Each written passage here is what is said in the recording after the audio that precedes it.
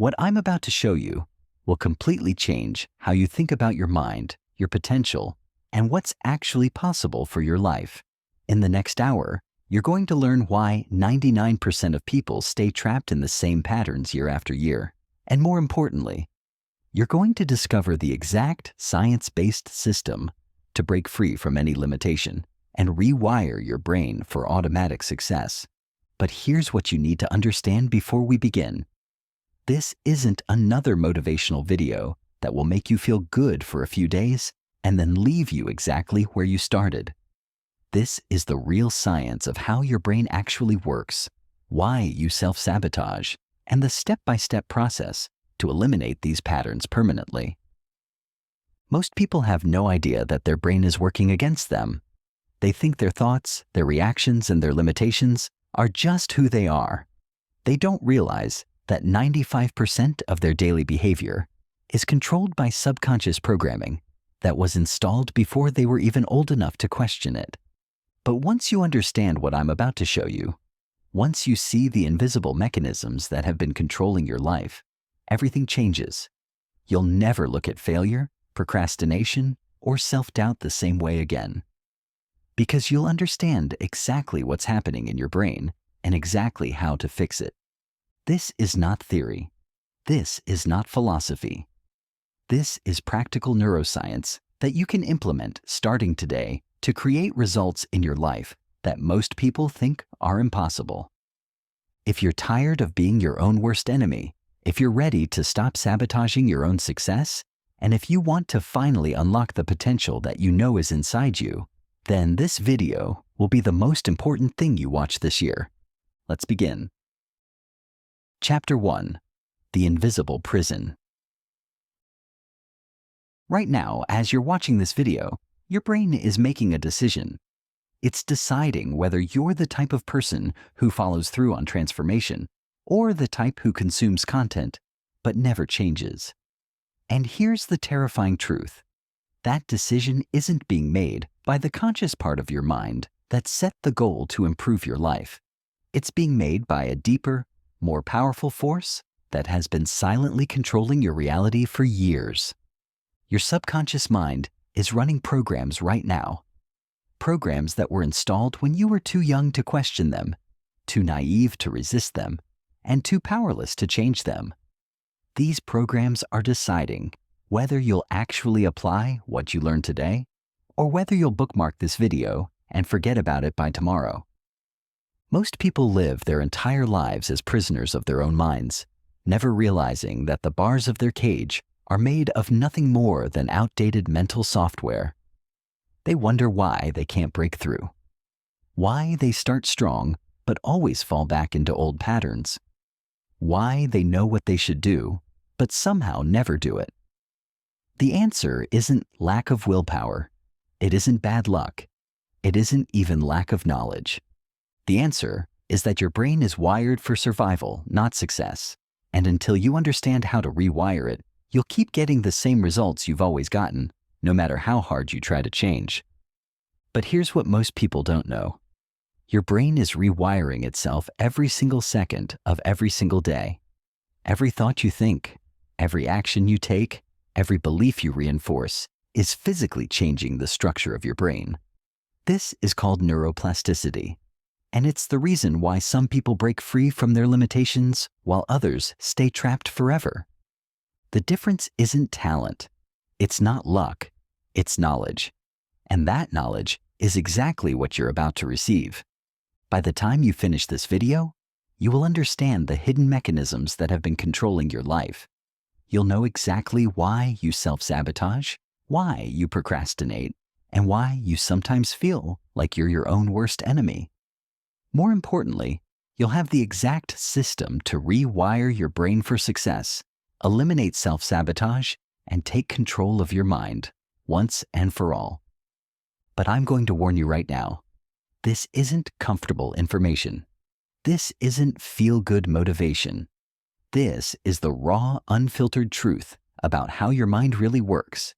And if you're not ready to face that truth, if you're not ready to take responsibility for the programs running in your head, then this video isn't for you. But if you're tired of being held back by invisible forces, if you're ready to stop being a victim of your own mind, and if you're committed to doing whatever it takes to break free from the patterns that have kept you stuck, then keep watching. Because what you're about to learn will change everything. Chapter 2: The Silent Architect of Your Reality. Have you ever felt like life is happening to you rather than being shaped by you? Like no matter how hard you try to change, something deep inside keeps pulling you back into old patterns of procrastination, fear, or self-doubt? What if I told you that this isn't random? What if I told you that at this very moment, an unseen force inside your own mind is actively sculpting your reality, filtering what you notice, shaping your decisions, and even determining what you believe is possible for you? That force is your subconscious mind, and whether you realize it or not, it is constructing the life you live every single day. The question is, who programmed it? Most people assume that they are in full control of their thoughts, decisions, and reactions. They believe they are freely choosing their careers, relationships, habits, and even the way they see themselves. But the truth is far more unsettling. Most of these choices were already made for you long before you ever questioned them. The way you think, the way you feel, the way you respond to challenges, the way you approach relationships, the way you handle money, the way you see yourself, all of this was programmed into your subconscious mind before you were even old enough to realize it was happening.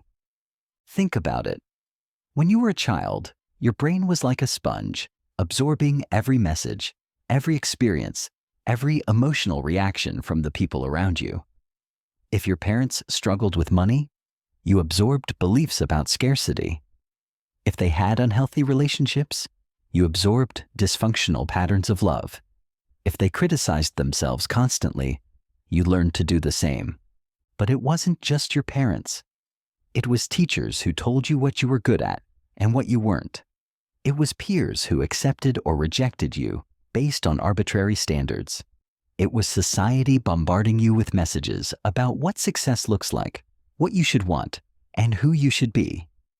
All of these experiences were deposited into your subconscious mind like files in a computer. And now, decades later, these same programs are running your life. They're determining what opportunities you notice, what risks you're willing to take, what you believe you deserve, and what you think is possible for you. This is why two people can be exposed to the exact same opportunity, and one will see it as a chance to transform their life, while the other will see it as too risky, too difficult, or simply not meant for someone like them. It's not because one person is smarter or more capable. It's because their subconscious minds are running different programs. Your subconscious doesn't just store past experiences. It creates your future experiences based on the patterns it has recorded. This is why people who expect bad things to happen to them often experience more negative events. It's not superstition, it's neuroscience. Your subconscious mind is constantly scanning your environment for evidence that matches its existing beliefs. If you believe deep down that you are not capable of success, your mind will filter out opportunities that contradict that belief. If you've been conditioned to expect failure, your subconscious will sabotage you in ways you don't even notice.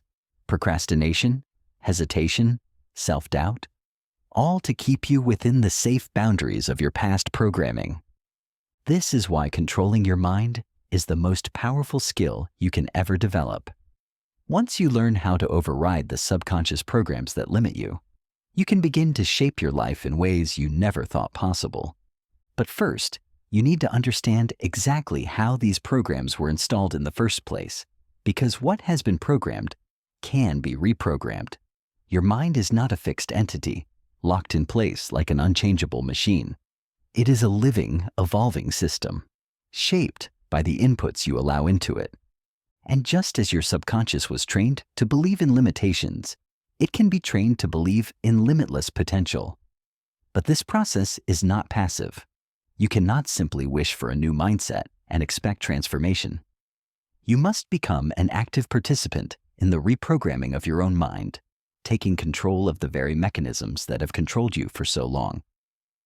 Most people never realize they have this power. They live their entire lives believing that their thoughts, their reactions, and their limitations are just who they are. They never question whether these patterns were installed by external influences, past traumas, or societal conditioning. But the moment you become aware that your thoughts and beliefs are not absolute truths, but rather programs running in your subconscious, you gain the power to change them. This awareness is the first step toward freedom, because you cannot change what you cannot see. The programs running in your subconscious right now are determining whether you'll succeed or fail, whether you'll be confident or insecure, whether you'll take action or remain paralyzed by fear. They're deciding what you'll notice, what you'll ignore, and what you'll believe is possible for your life. But here's the most important thing you need to understand. These programs are not you.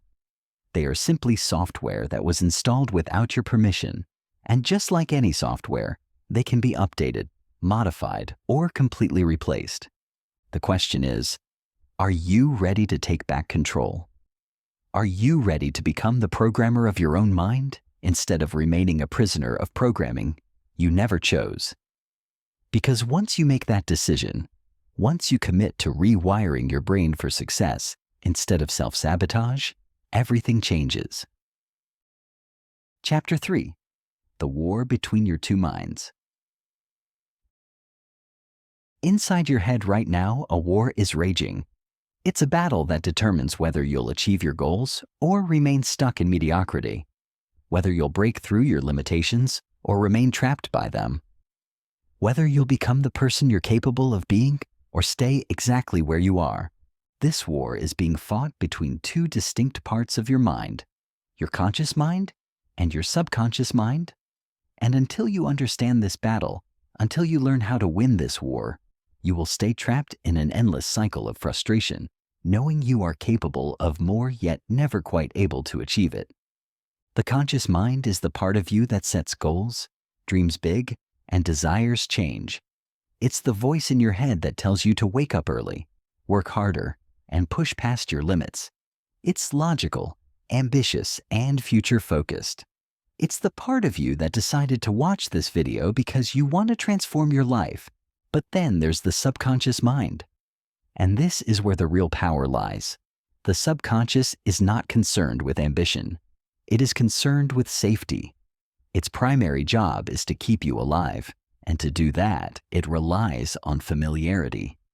If you have spent years believing you are not good enough, your subconscious will resist any attempt to change that belief, not because it wants to hurt you, but because it sees change as a threat to your survival.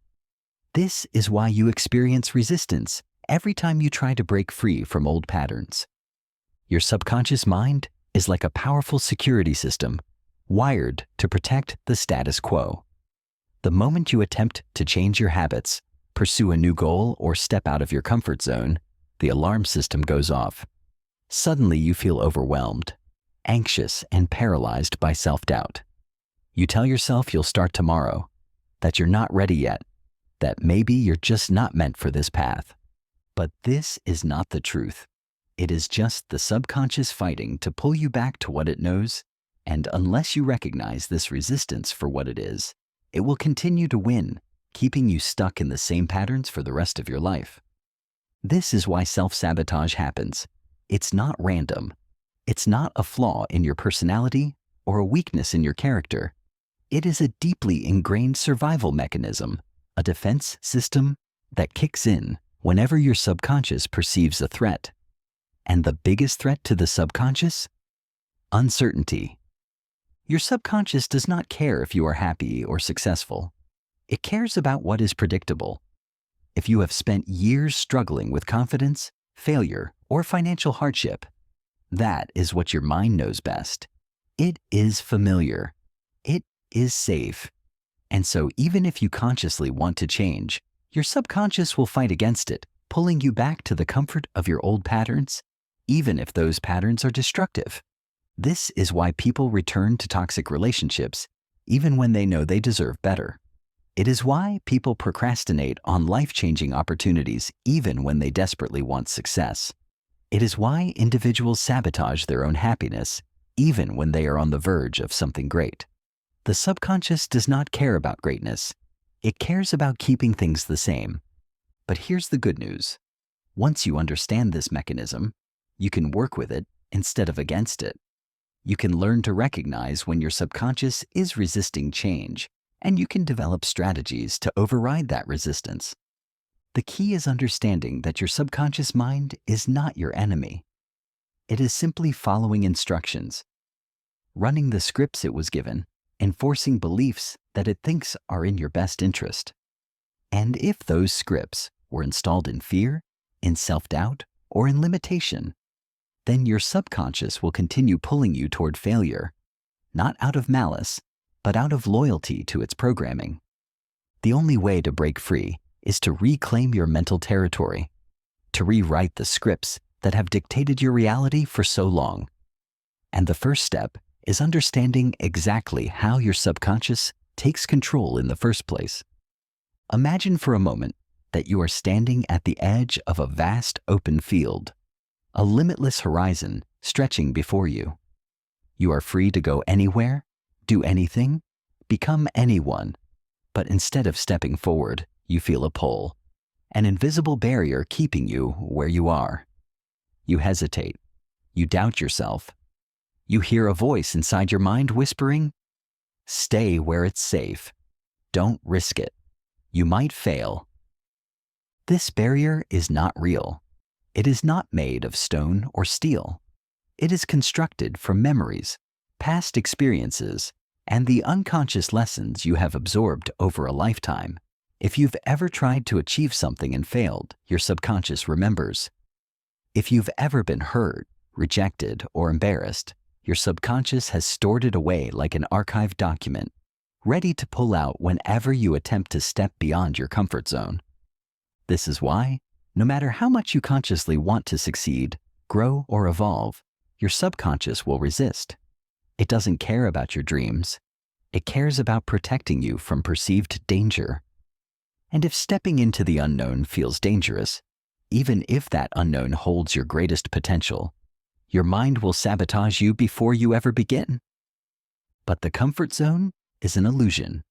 It's a mirage, a carefully constructed illusion designed to keep you small, predictable, and in control.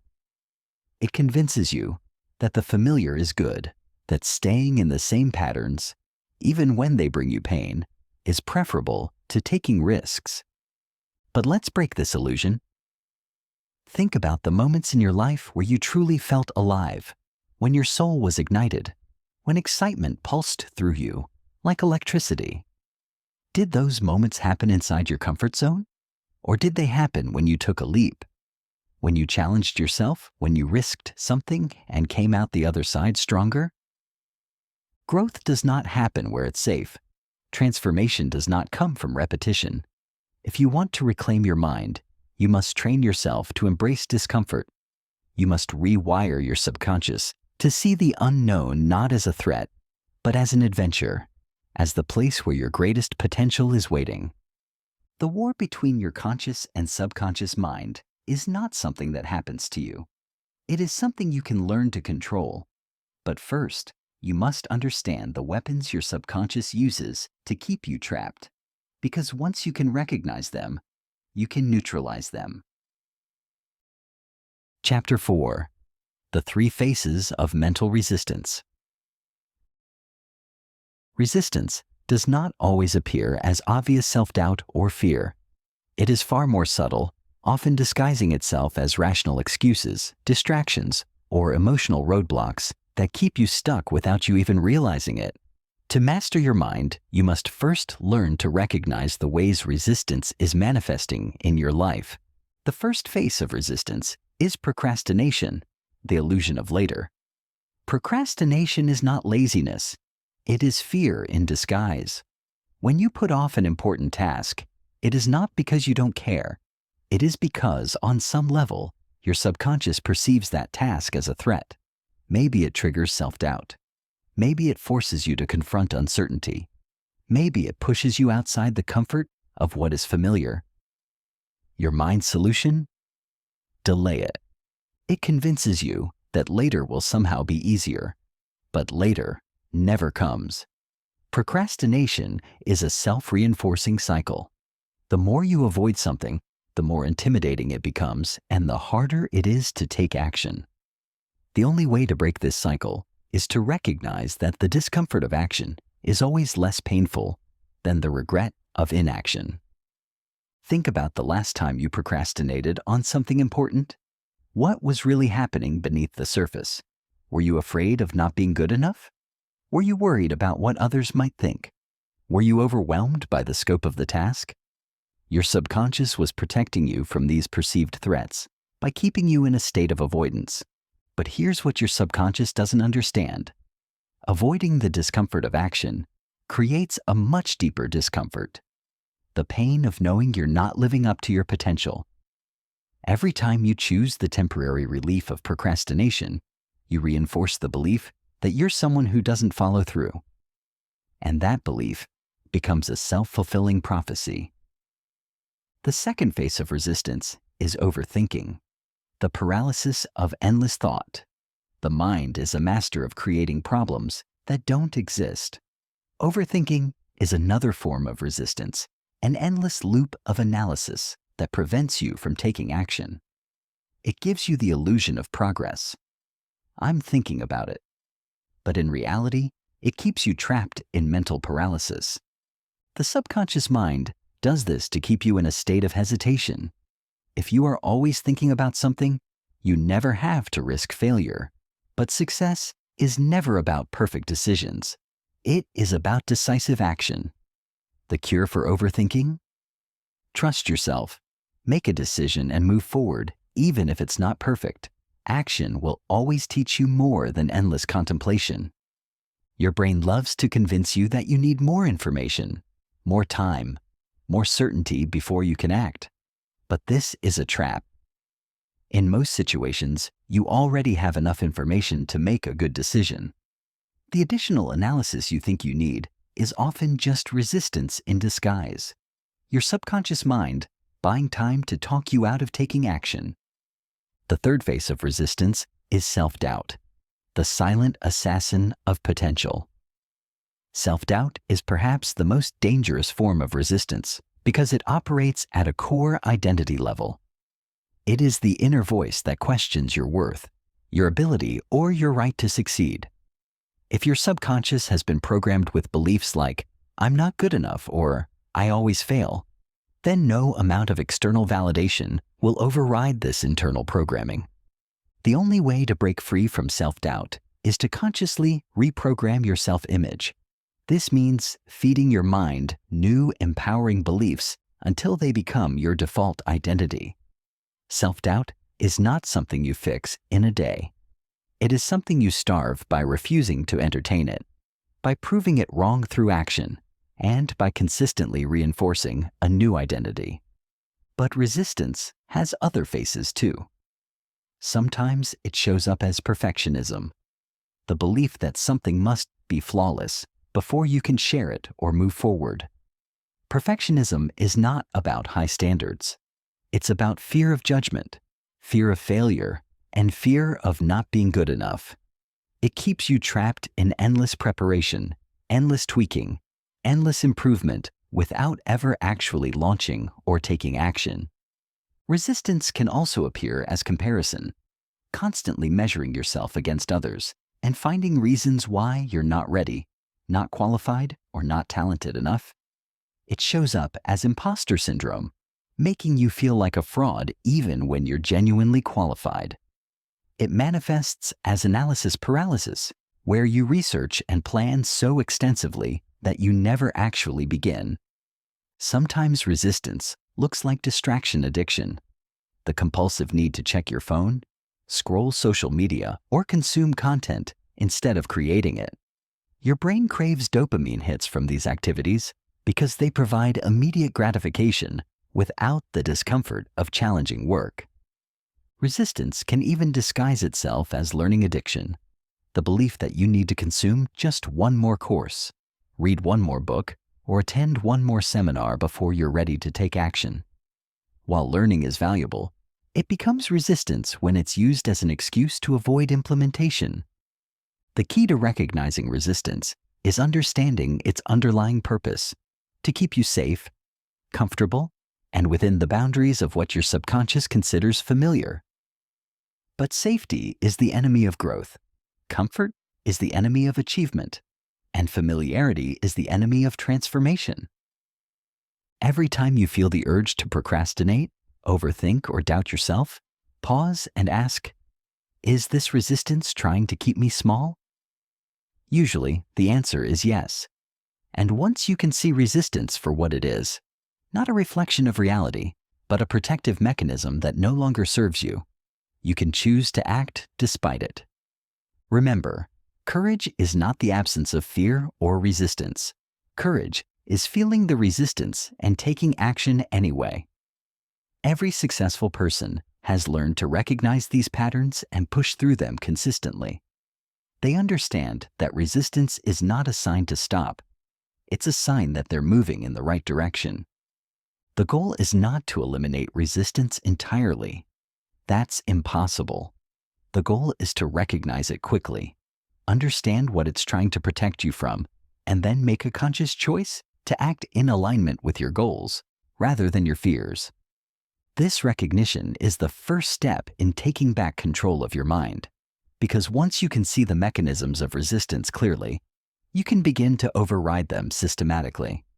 And that's exactly what we're going to learn how to do next. Chapter 5: The Science of Mental Rewiring. Your brain is not fixed. It is not hardwired for failure, limited by past programming, or destined to repeat the same patterns forever.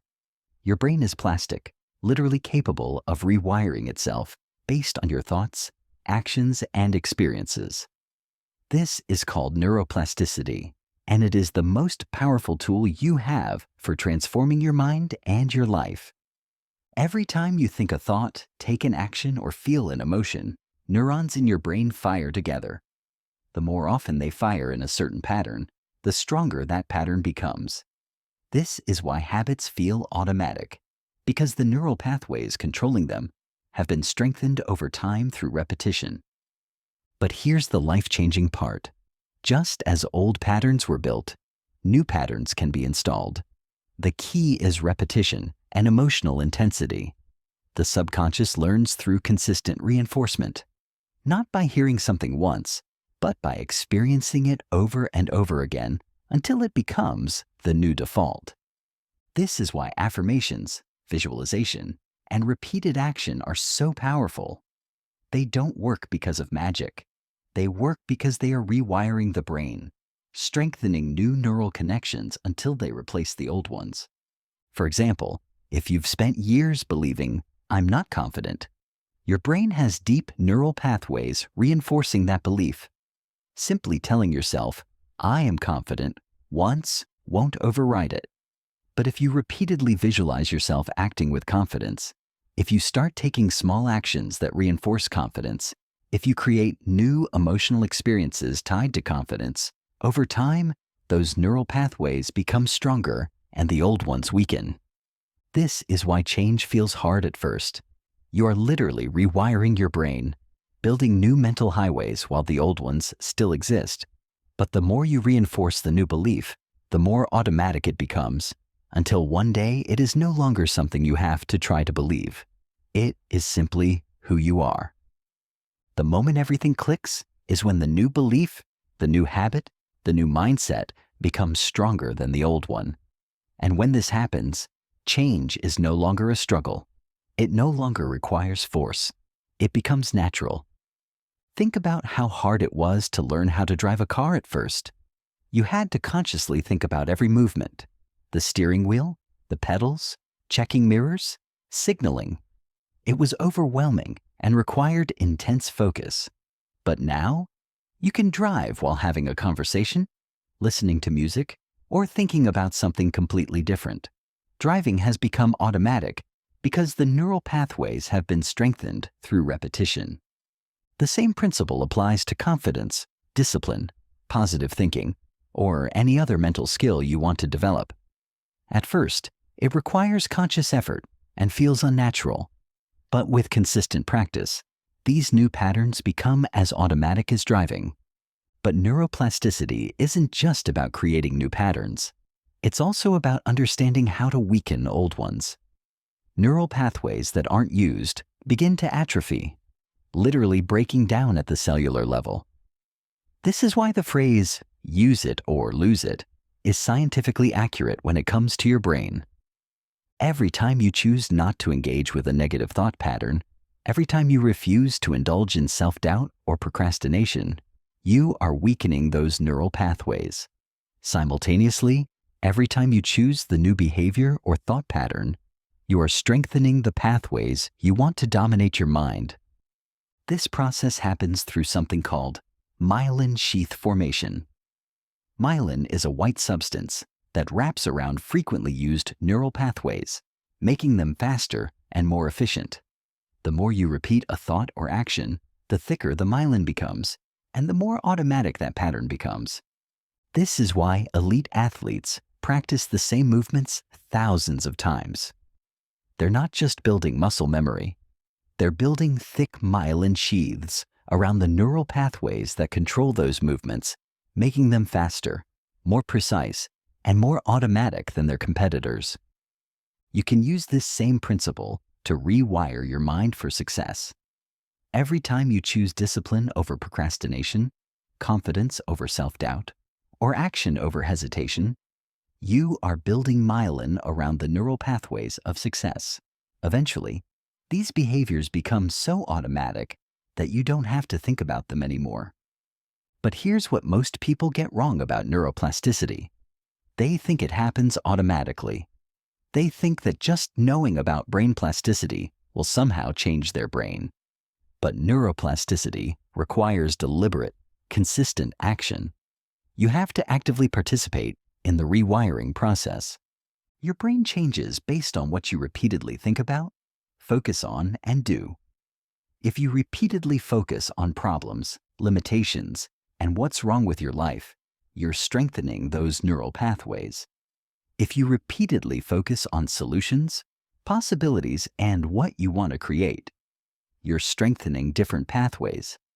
This is why your environment matters so much. Your brain is constantly adapting to the inputs it receives. If you surround yourself with negative people, consume negative media, and engage in negative self-talk, you're training your brain to see the world through a negative lens. But if you deliberately expose your brain to positive inputs, inspiring content, successful people, empowering beliefs, you begin to rewire it for a different reality. This isn't positive thinking nonsense. This is how your brain actually works.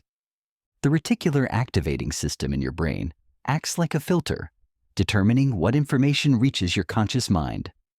Right now, there are millions of bits of information around you, but your brain filters out most of it, only letting through what it considers relevant. And what does it consider relevant? Whatever aligns with your existing neural pathways and beliefs. This is why, once you buy a new car, you suddenly start seeing that same model everywhere. It was always there, but your brain didn't notice it before, because it wasn't part of your mental programming. Now that it is, your RAS lets it through. The same principle applies to opportunities, solutions, and possibilities. If your brain is wired to expect failure, your RAS will filter out evidence of potential success. If your brain is wired to see problems, your RAS will highlight everything that's wrong while filtering out what's working. But when you rewire your brain through neuroplasticity, you literally change what your RAS allows into your conscious awareness. You start noticing opportunities you never saw before, solutions that were always there, and possibilities that seemed impossible when your brain was running old programming. This is how some people seem to be lucky. They're not actually luckier. They just have brains that are wired to notice and act on opportunities that others miss. And this can be trained. This can be developed. This can be rewired.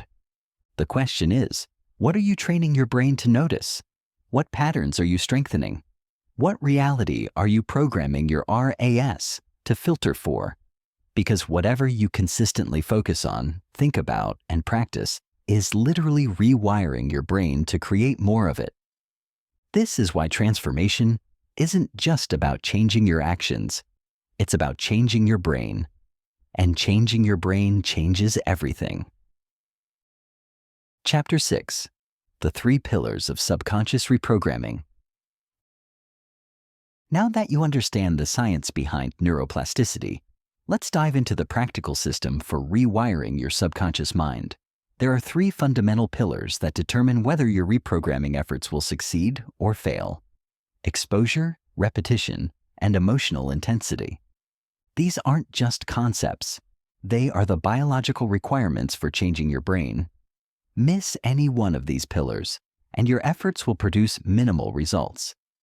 Master all 3, and you can reprogram any limiting belief, install any empowering habit, and transform any area of your life. The first pillar is exposure, flooding your mind with a new reality. Your subconscious forms beliefs based on what it is exposed to most often. If you grew up in an environment where people struggled with money, where success was seen as rare, or where relationships were dysfunctional, those became your default subconscious programs. The only way to change them is to expose your mind to a new version of reality, one where success, happiness, and confidence are normal. This means surrounding yourself with people, content, and environments that reflect the reality you want to create. Read books, listen to mentors, and consume media that aligns with the mindset you're trying to build. Your subconscious doesn't distinguish between real and vividly imagined experiences. This is why visualization is so powerful. When you repeatedly visualize yourself succeeding, your brain fires the same neural pathways as if you were actually experiencing success. The more your subconscious sees something as normal, the more it will start filtering reality to match it. But exposure isn't just about positive content. It's also about limiting exposure to programming that reinforces your old patterns. If you're trying to develop confidence, but you spend hours every day consuming content that makes you feel inadequate, you're working against yourself. If you're building wealth consciousness, but you're constantly around people who complain about money, you're undermining your own progress. This doesn't mean you have to cut off all negative people or never acknowledge problems. It means being strategic about what you allow into your mental environment, especially during the critical reprogramming phase. Your brain is always absorbing and integrating the dominant patterns in your environment. Make sure those patterns align with who you want to become. The second pillar is repetition, strengthening new neural pathways. Your subconscious does not change overnight. It changes through consistent repetition. This is why habits are so powerful. Every time you repeat a thought or action, you strengthen the neural pathways associated with it. If you've spent years telling yourself, "I'm not good enough," that belief has a deep neural groove in your brain. Simply thinking differently once or twice won't override it. But if you start consciously reinforcing new beliefs over and over, those new neural pathways become stronger and the old ones weaken. This is the essence of neuroplasticity, the brain's ability to rewire itself based on repeated experiences. But here's what most people get wrong. They try to change everything at once. They attempt to reprogram their entire mindset in a week. This overwhelms the brain and activates resistance. Instead, focus on one core belief at a time. Choose the most limiting belief in your life, the one that's holding you back in multiple areas. Then commit to reprogramming that single belief through daily repetition for at least 30 days. This gives your brain enough time to build new neural pathways without triggering massive resistance. The key is consistency over intensity. It's better to do 10 minutes of focused reprogramming every day than to do 2 hours once a week. Your brain responds to regular, consistent input much more effectively than sporadic, intense sessions. Think of it like building muscle. You don't get strong by working out for 12 hours once a month. You get strong by working out consistently allowing your muscles to adapt and grow over time. Your brain works the same way. The third pillar is emotional intensity, making the new reality feel real. Your subconscious responds to emotion, not logic. You can tell yourself, "I am confident" 1,000 times, but if you don't feel it, your subconscious won't register it as real. The key is to attach strong positive emotions to the new belief. When you visualize success, don't just see it. Feel the excitement, the pride, the joy of achievement. When you affirm a new identity, don't just speak the words. Embody the energy and confidence of that identity. This is why visualization works best when it's combined with intense emotion. Your brain can't tell the difference between a vividly imagined experience and a real one, especially when strong emotions are involved. The more emotionally real you can make a new belief feel, the faster your subconscious will accept it as truth. But emotional intensity isn't just about positive emotions. It's also about the emotional pain of staying stuck. Your brain moves away from pain and toward pleasure. If staying in your old patterns feels more painful than changing, your subconscious will support the change instead of resisting it. This is why some people don't change until they hit rock bottom. The pain of their current situation finally becomes greater than the fear of uncertainty. But you don't have to wait for rock bottom. You can consciously create emotional leverage by connecting intense pain to your old patterns and intense pleasure to your new identity. Ask yourself, what will it cost you if you don't change? What opportunities will you miss? What regrets will you have? What pain will you experience if you stay exactly where you are for the next 5 years? Feel that pain deeply. Then ask yourself, what will you gain when you successfully reprogram your mind? What opportunities will open up? What pride and confidence will you feel? What life becomes possible? Feel that excitement intensely. These 3 pillars work together synergistically. Exposure without repetition is just inspiration. Repetition without emotion is just mechanical conditioning. Emotion without exposure and repetition is just temporary motivation. But when you combine all 3, consistent exposure to a new reality, daily repetition of new patterns, and intense emotional connection to your new identity, you create the perfect conditions for rapid subconscious reprogramming. The transformation isn't gradual when you use all 3 pillars correctly. It's exponential. At first, you might not notice much change. You're building new neural pathways while the old ones are still strong. But there comes a tipping point where the new pathways become dominant, and suddenly, the change feels effortless and natural. This is when you know the reprogramming has taken hold. You're no longer trying to be confident. You simply are confident. You're no longer forcing yourself to take action. Action feels natural. You're no longer fighting against your old patterns. They simply don't arise anymore. This is the power of systematic subconscious reprogramming, but most people never experience it because they don't understand the requirements. They try affirmations without emotion. They visualize without consistency. They expose themselves to new ideas without repetition. And then they wonder why nothing changes. But now you know the formula. You understand the 3 pillars. The question is, are you willing to apply them consistently until the transformation becomes inevitable? Chapter 7. Breaking the Self-Sabotage Code. Self-sabotage is not a character flaw. It's not a lack of willpower or a sign that you're broken. Self-sabotage is a sophisticated survival mechanism that your subconscious mind uses to keep you safe from perceived threats. But once you understand the code, the hidden logic behind self-sabotaging behaviors, you can neutralize them and redirect that energy toward your success. The first pattern is the success panic response. This happens when you start making real progress toward your goals, and suddenly your subconscious perceives success as dangerous. Why would success feel dangerous? Because success means change, and change means leaving the familiar territory of your comfort zone. Your subconscious has kept you alive by maintaining predictable patterns. If you've lived most of your life struggling with confidence, your subconscious sees that struggle as normal, safe, and familiar.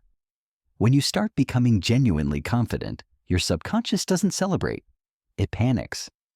This is why people often self-sabotage right before major breakthroughs. They're about to get the promotion, but they miss an important meeting. They're building a successful business, but they suddenly stop marketing.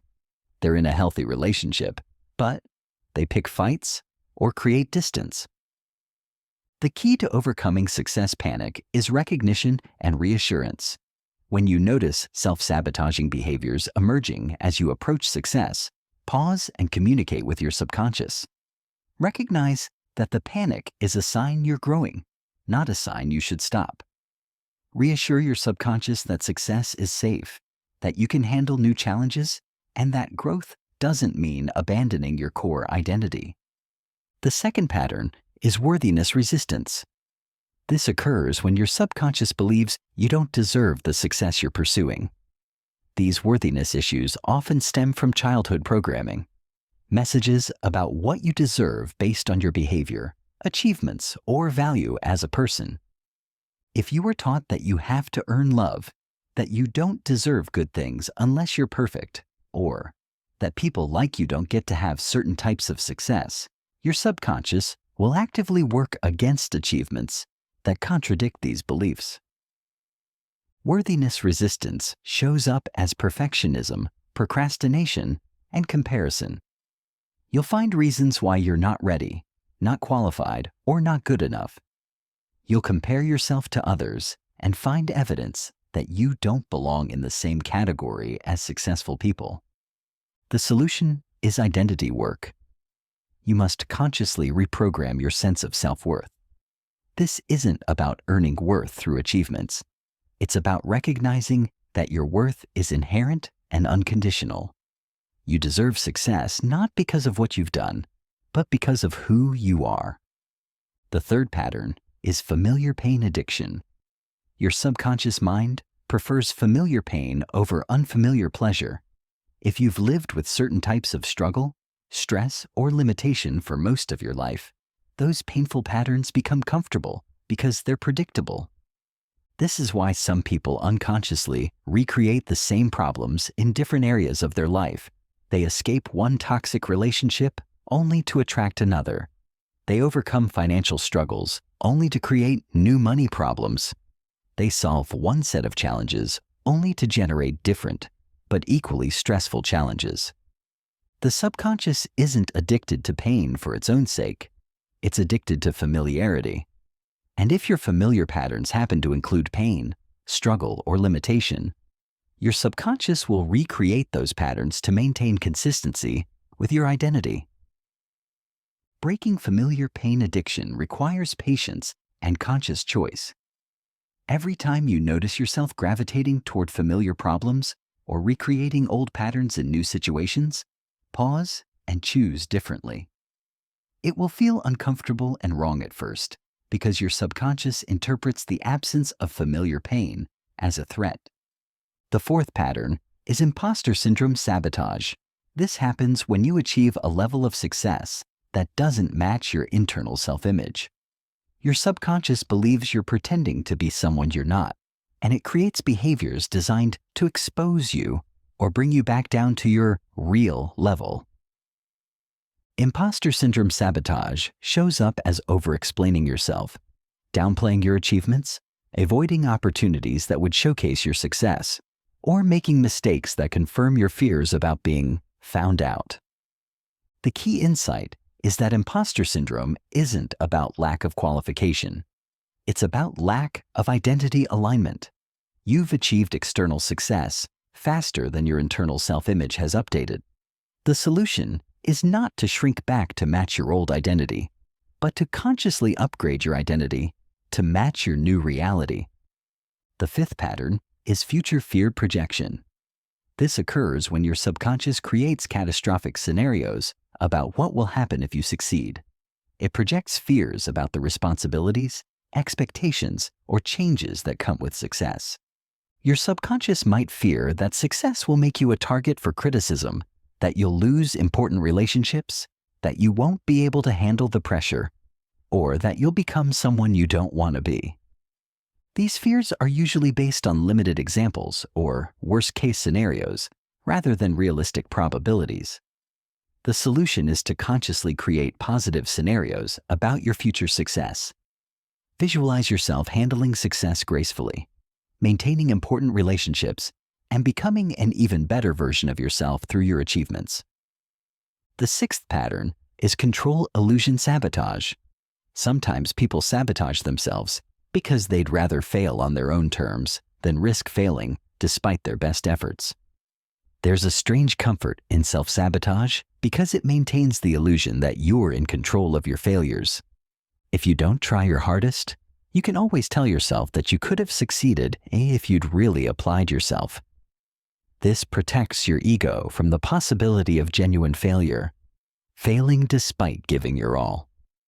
The antidote to control illusion sabotage is embracing the possibility of genuine failure while taking full action anyway. Accept that you might fail despite your best efforts and choose to give your best efforts anyway. This removes the psychological need to sabotage yourself as a form of failure insurance. Understanding these self-sabotage patterns is the first step to neutralizing them. But awareness alone isn't enough. You need specific strategies to intervene when these patterns arise. The most effective strategy is the pause and redirect protocol. When you notice self-sabotaging thoughts or behaviors emerging, pause immediately. Don't judge yourself or try to fight the thoughts. Instead, acknowledge them. I notice my subconscious is trying to protect me from perceived danger. Then redirect. This is actually a sign that I'm growing and moving toward my goals. This resistance means I'm on the right track. Finally, take one small action that aligns with your goals despite the resistance. This trains your subconscious that you can handle discomfort and that growth is safe. Remember, self-sabotage is not your enemy. It's a misguided protector. Once you understand its language and learn to communicate with it effectively, you can transform that protective energy into fuel for your success. Chapter 8. The Identity Shift Protocol. The deepest level of transformation happens when you change not just what you do, but who you believe you are. Your identity is the collection of beliefs you hold about yourself, and it acts as a thermostat for your life. No matter what external changes you try to make, you will always gravitate back toward behaviors that match your identity. This is why most people fail at permanent change. They try to change their actions without changing their identity. They want to lose weight while still seeing themselves as someone who struggles with food. They want to build wealth while maintaining the identity of someone who's not good with money. They want to be confident while holding on to the belief that they're naturally shy. Your subconscious mind's primary job is to maintain consistency between your identity and your reality. If there's a conflict between what you want to achieve and who you believe you are, your identity will win every time. This is why identity-based transformation is so powerful. When you change your identity, your behaviors naturally align with that new sense of self. The Identity Shift Protocol is a systematic method for upgrading your core identity to match the person you need to become to achieve your goals. It works by gradually shifting your self-concept through 3 phases: recognition, redefinition, and reinforcement. Phase 1 is recognition, identifying your current identity programming. Most people are unconscious of their identity beliefs. They've been operating from the same self-concept for so long that it feels like absolute truth rather than a changeable programming. Start by asking yourself, how do I complete the sentence, I am someone who? What characteristics do you automatically attribute to yourself? What do you believe about your capabilities, your worth, your potential? What stories do you tell about yourself when you're explaining why you can or can't do something? Pay attention to the language you use when describing yourself to others. Do you say, "I'm not a morning person," or "I'm terrible with technology," or "I'm just not creative"? These seemingly innocent self-descriptions are actually identity statements that your subconscious treats as commands. Also notice what you believe about people who have what you want. Do you think successful people are different from you in some fundamental way? Do you believe they have advantages you don't have, or that they're naturally better at certain things? These beliefs about other types of people reveal your current identity limitations. Phase 2 is redefinition, consciously designing your new identity. This isn't about pretending to be someone you're not. It's about identifying the person you need to become to achieve your goals, and then deliberately adopting that identity. Start with your ultimate goal and work backwards. If you want to build a successful business, what kind of person builds successful businesses? What do they believe about themselves? How do they think? How do they make decisions? What characteristics do they embody? Then ask yourself, what would I need to believe about myself to naturally act in ways that create this outcome? If you want to be wealthy, you need to adopt the identity of someone who naturally creates value and attracts money. If you want to be confident, you need to see yourself as someone who is inherently worthy and capable. The key is to choose identity statements that feel like a stretch, but not a lie. You want to grow into your new identity gradually, rather than trying to make a quantum leap that triggers massive resistance from your subconscious.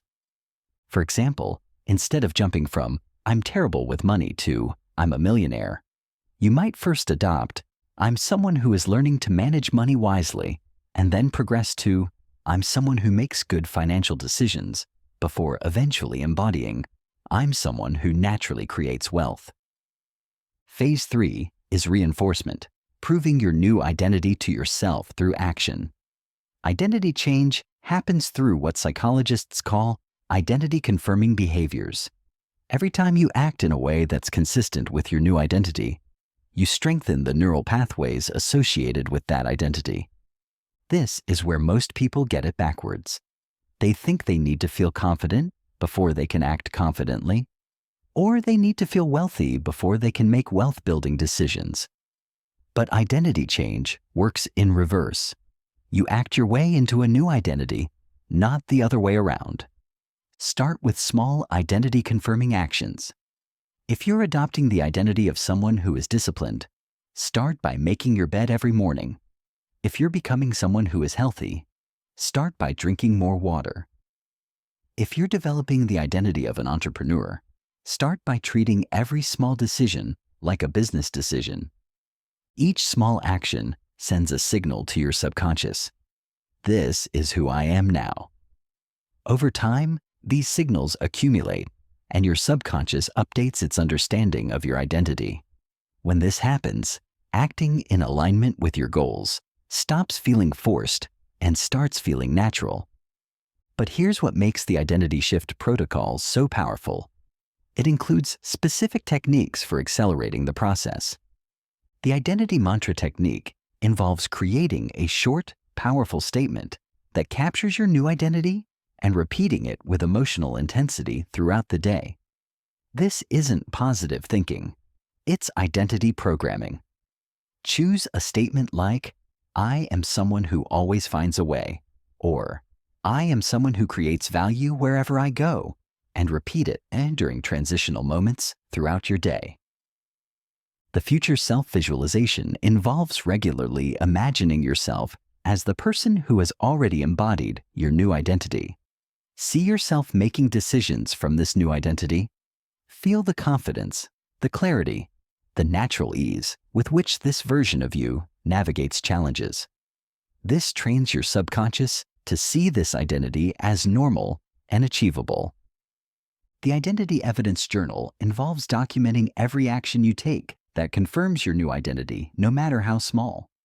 This accelerates the identity shift by training your brain to notice and remember identity-confirming behaviors, rather than focusing on the times you fell back into old patterns.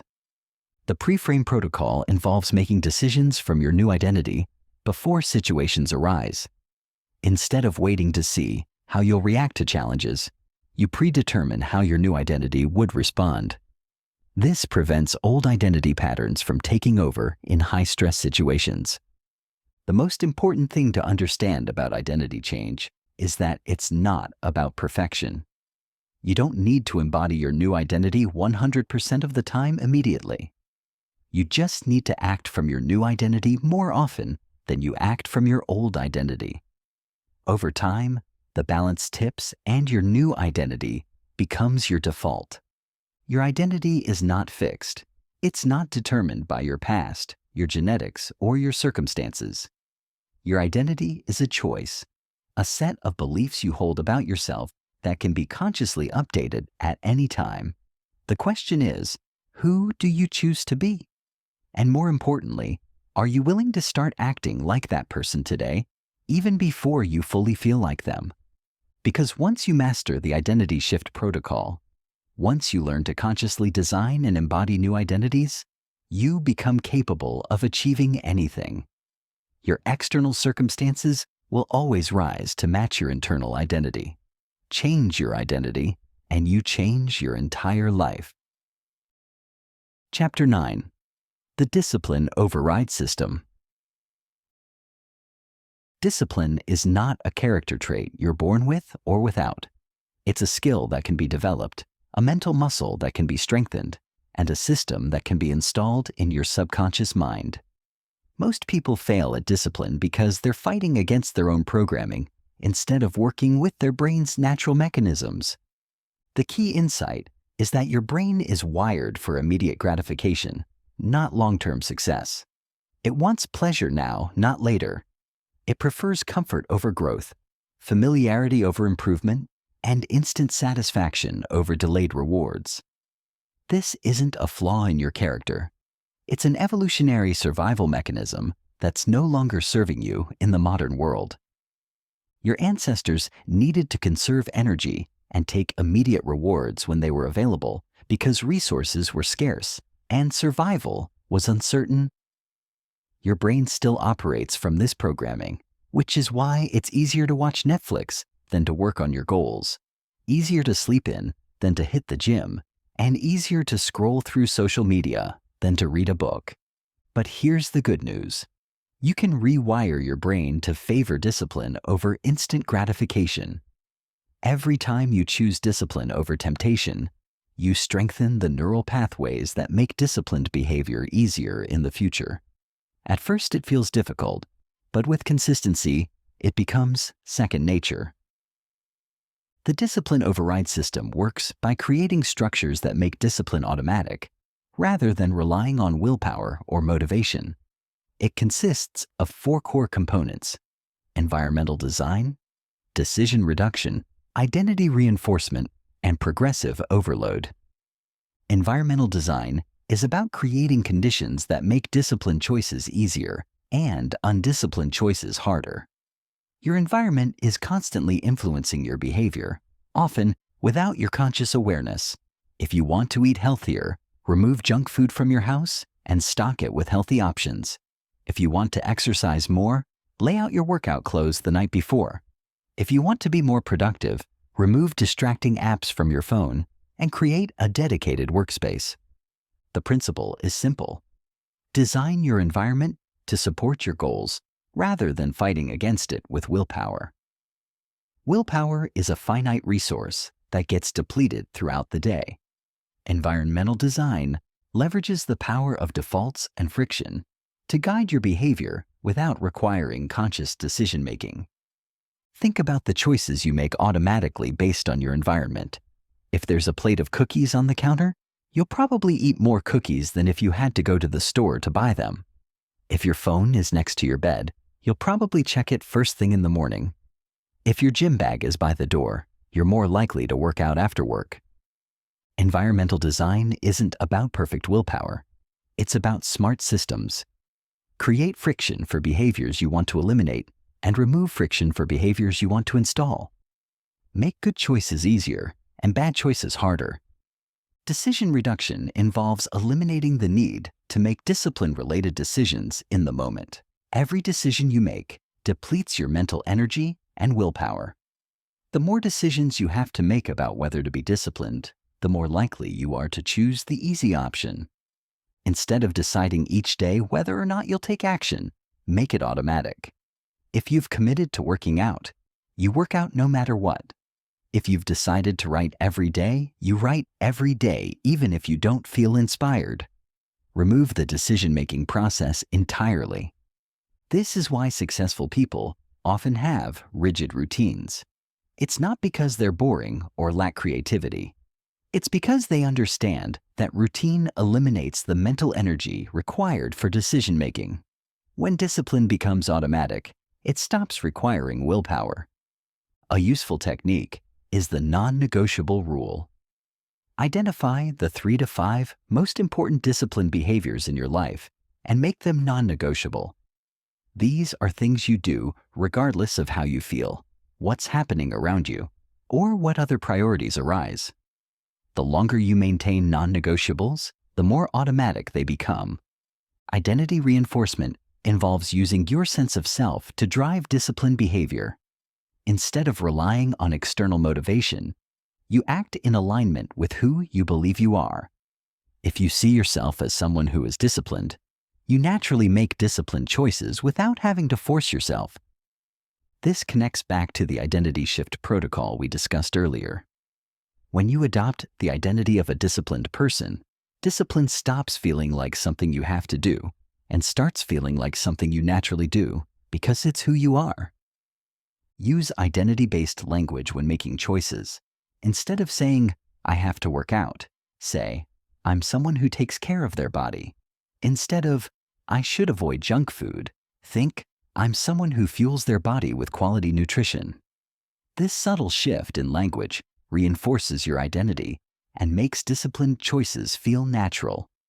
Progressive overload applies the principle of gradual increase to build discipline systematically.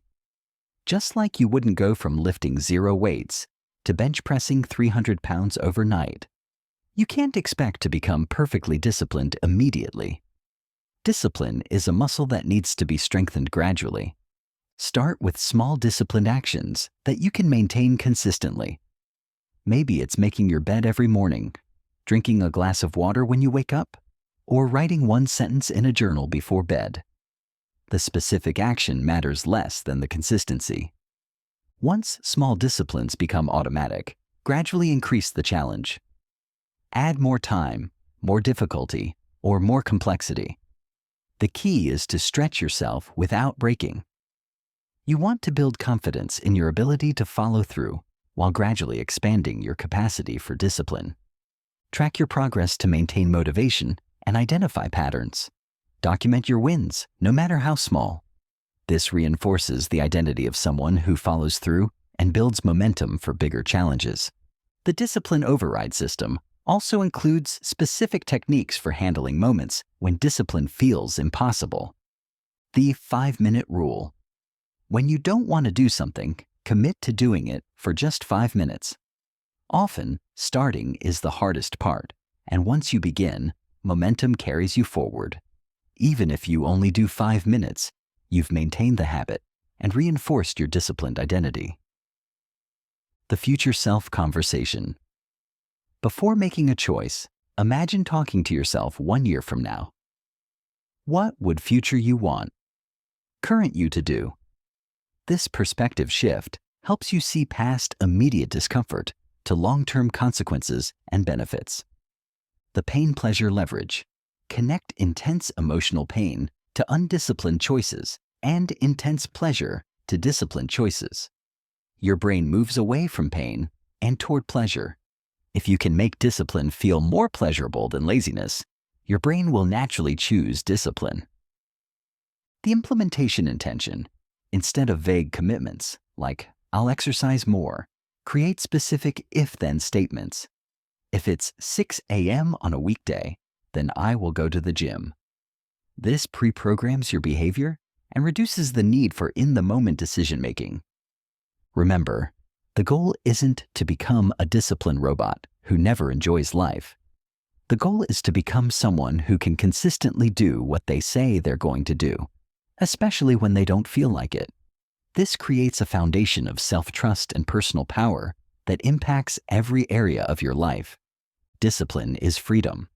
It's the freedom to create the life you want, rather than being controlled by momentary impulses and emotional reactions. It's the freedom to pursue your biggest goals, knowing that you have the internal infrastructure to follow through. And most importantly, it's the freedom to respect yourself because you've proven that your word means something, especially the promises you make to yourself. Chapter 10. The Emotional Mastery Framework. Your emotions are not happening to you. They are being created by you. This is one of the most empowering realizations you can have, and it's the foundation of emotional mastery. Most people live as slaves to their emotional reactions, believing that their feelings are automatic responses to external circumstances. But the truth is that your emotions are generated by your thoughts, beliefs, and focus, all of which you can learn to control. The Emotional Mastery Framework is built on a simple but profound understanding. Between any trigger and your emotional response, there is a gap. In that gap lies your power. Most people never learn to access this gap because they've been conditioned to react automatically. But once you learn to pause in that space between trigger and response, you can choose your emotional state rather than being controlled by it. This doesn't mean suppressing emotions or pretending everything is fine when it's not. Emotional mastery is about understanding the source of your emotions and consciously choosing responses that serve your goals and well-being rather than reactions that sabotage them. The framework consists of 4 levels: awareness, understanding, choice, and creation. Level 1 is awareness, learning to observe your emotions without being consumed by them. Most people are so identified with their emotions that they can't separate themselves from what they're feeling. They say, "I am angry," instead of, "I am experiencing anger." This subtle difference is crucial because it reminds you that you are not your emotions. You are the consciousness experiencing emotions. Practice emotional labeling throughout the day. When you notice an emotional reaction, pause and name it specifically. Instead of, "I feel bad," identify whether you're feeling frustrated, disappointed, anxious, overwhelmed, or something else. This simple act of labeling activates your prefrontal cortex and reduces the intensity of emotional reactions. Develop body awareness around emotions. Emotions aren't just mental experiences. They create physical sensations.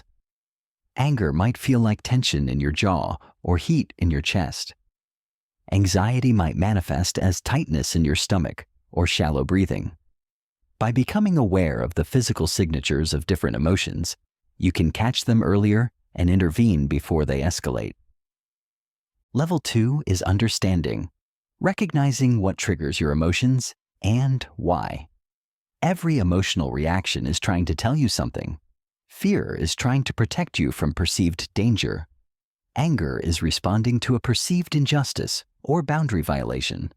Sadness is processing loss or unmet expectations. Understanding the message behind the emotion helps you respond more appropriately. Start tracking your emotional patterns. What situations consistently trigger strong reactions? What thoughts or beliefs are running underneath those reactions? What unmet needs or values are being activated? This detective work reveals the subconscious programming that's driving your emotional responses. Pay special attention to your emotional story, the narrative you tell yourself about what's happening and what it means. 2 people can experience the same situation and have completely different emotional reactions based on the story they tell themselves about it. By becoming aware of your stories, you can start choosing more empowering narratives. Level 3 is choice, consciously selecting your emotional response rather than defaulting to automatic reactions. This is where most people think emotional mastery is impossible because they believe emotions are involuntary. But while you can't always control your initial emotional impulse, you can choose how long you stay in that emotion and how intensely you experience it. The key technique is the emotional pause protocol. When you notice a strong emotional reaction beginning, immediately pause and take 3 deep breaths. This interrupts the automatic reaction cycle and gives you space to choose your response. In that pause, ask yourself, what emotion would be most useful in this situation? What emotional state would help me handle this in a way I'll be proud of later? Remember that emotional choice isn't about choosing to feel happy all the time. Sometimes anger is appropriate. It can fuel necessary action or help you set important boundaries. Sometimes sadness is healthy. It helps you process loss and shows you what matters to you. The goal is to choose emotions consciously rather than being controlled by them unconsciously. Level 4 is creation, proactively generating emotional states that support your goals and well-being. Instead of just managing negative emotions, you learn to create positive emotional states on demand. This is the highest level of emotional mastery because it makes you emotionally independent from external circumstances. Emotional creation works through the principle of physiology and focus. Your emotional state is heavily influenced by your body posture, breathing patterns, and facial expressions. Stand tall, breathe deeply, and smile, and you'll feel more confident. Slouch, breathe shallowly, and frown, and you'll feel more depressed. You can literally change your emotional state by changing your physiology. Your focus also determines your emotional state. If you focus on what's wrong, what's missing, or what you're afraid of, you'll feel negative emotions. If you focus on what's working, what you're grateful for, or what's possible, you'll feel positive emotions. This isn't about denial or fake positivity. It's about consciously directing your attention toward thoughts that generate useful emotional states. The emotional state menu technique involves identifying specific emotional states that would serve you in different situations and creating anchors to access them quickly. For example, you might develop a confidence anchor by remembering times when you felt supremely confident while making a specific physical gesture. Practice this combination repeatedly until the physical gesture automatically triggers the confident emotional state. Create emotional rituals for important situations. Before giving a presentation, you might have a routine that generates calm confidence. Before a difficult conversation, you might have practices that create centered compassion. Before tackling a challenging project, you might have methods for generating focused determination. The framework also includes advanced techniques for handling persistent emotional patterns. The emotional reframe method involves finding a different perspective on situations that typically trigger negative emotions. Instead of seeing challenges as problems, you can train yourself to see them as opportunities for growth. Instead of viewing criticism as personal attacks, you can learn to see them as feedback for improvement. The values hierarchy technique helps you make emotional choices based on your deeper values rather than momentary impulses. When facing an emotional trigger, ask yourself, if I respond from anger, does that align with my values? If I choose calm confidence instead, how does that serve what I truly care about? The emotional transformation process involves using negative emotions as fuel for positive change. Instead of trying to eliminate anger, you can transform it into determination. Instead of staying stuck in sadness, you can channel it into compassion. Instead of being paralyzed by fear, you can convert it into excitement about growth. The most important insight about emotional mastery is that it's not about becoming emotionally numb or always staying positive. It's about developing the ability to feel your emotions fully while choosing your responses consciously. It's about using your emotions as information and fuel rather than being used by them. Emotions are energy in motion. When you learn to master this energy, when you learn to direct it consciously rather than being directed by it, you gain access to tremendous power. You become someone who can stay calm in chaos, confident in uncertainty, and determined in the face of obstacles. You become emotionally resilient, which means that external circumstances lose their power to control your internal state. This emotional independence is one of the most valuable skills you can develop because it affects every area of your life. Your relationships improve because you can choose love over fear, understanding over judgment, and patience over reactivity. Your career advances because you can choose confidence over insecurity, persistence over discouragement, and vision over worry. Your health improves because you're not constantly stressed by emotional reactivity. Emotional mastery is not a destination. It's a practice. Every day provides opportunities to strengthen this skill. Every challenging situation is a chance to practice choosing your emotional response. And with consistent practice, what once required tremendous effort becomes natural and automatic. Chapter 11. The Focus Revolution. In a world designed to fracture your attention and hijack your focus, the ability to concentrate deeply on what matters most has become a superpower. Your focus determines your reality more than any other factor, because whatever you consistently focus on expands in your experience and gets prioritized by your subconscious mind. Most people live in a constant state of divided attention, trying to multitask their way to success while their minds jump from one distraction to another. They wonder why they feel overwhelmed, why they can't make progress on important goals, and why they always feel behind. The answer is simple. They've lost control of their focus, and without focus, nothing else matters. Your brain is designed to notice novelty and potential threats, which made sense in a world where new or dangerous things required immediate attention for survival.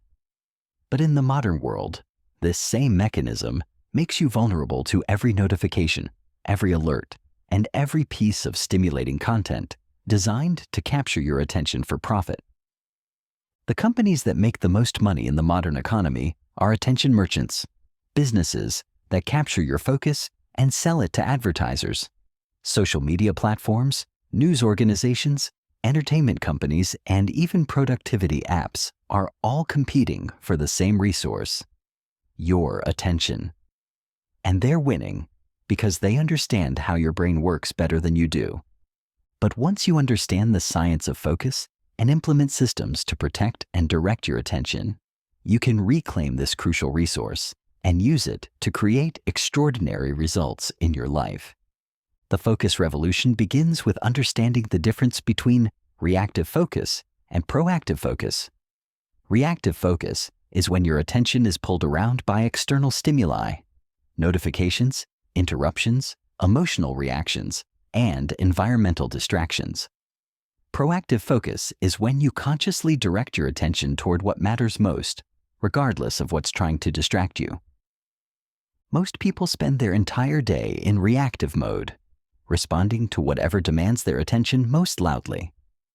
They check email constantly, scroll through social media when they should be working, and allow their minds to wander to worries and problems instead of solutions and opportunities. Proactive focus requires training your brain to sustain attention on chosen targets for extended periods. This is like physical fitness for your mind. It requires consistent practice and gradually increasing challenges.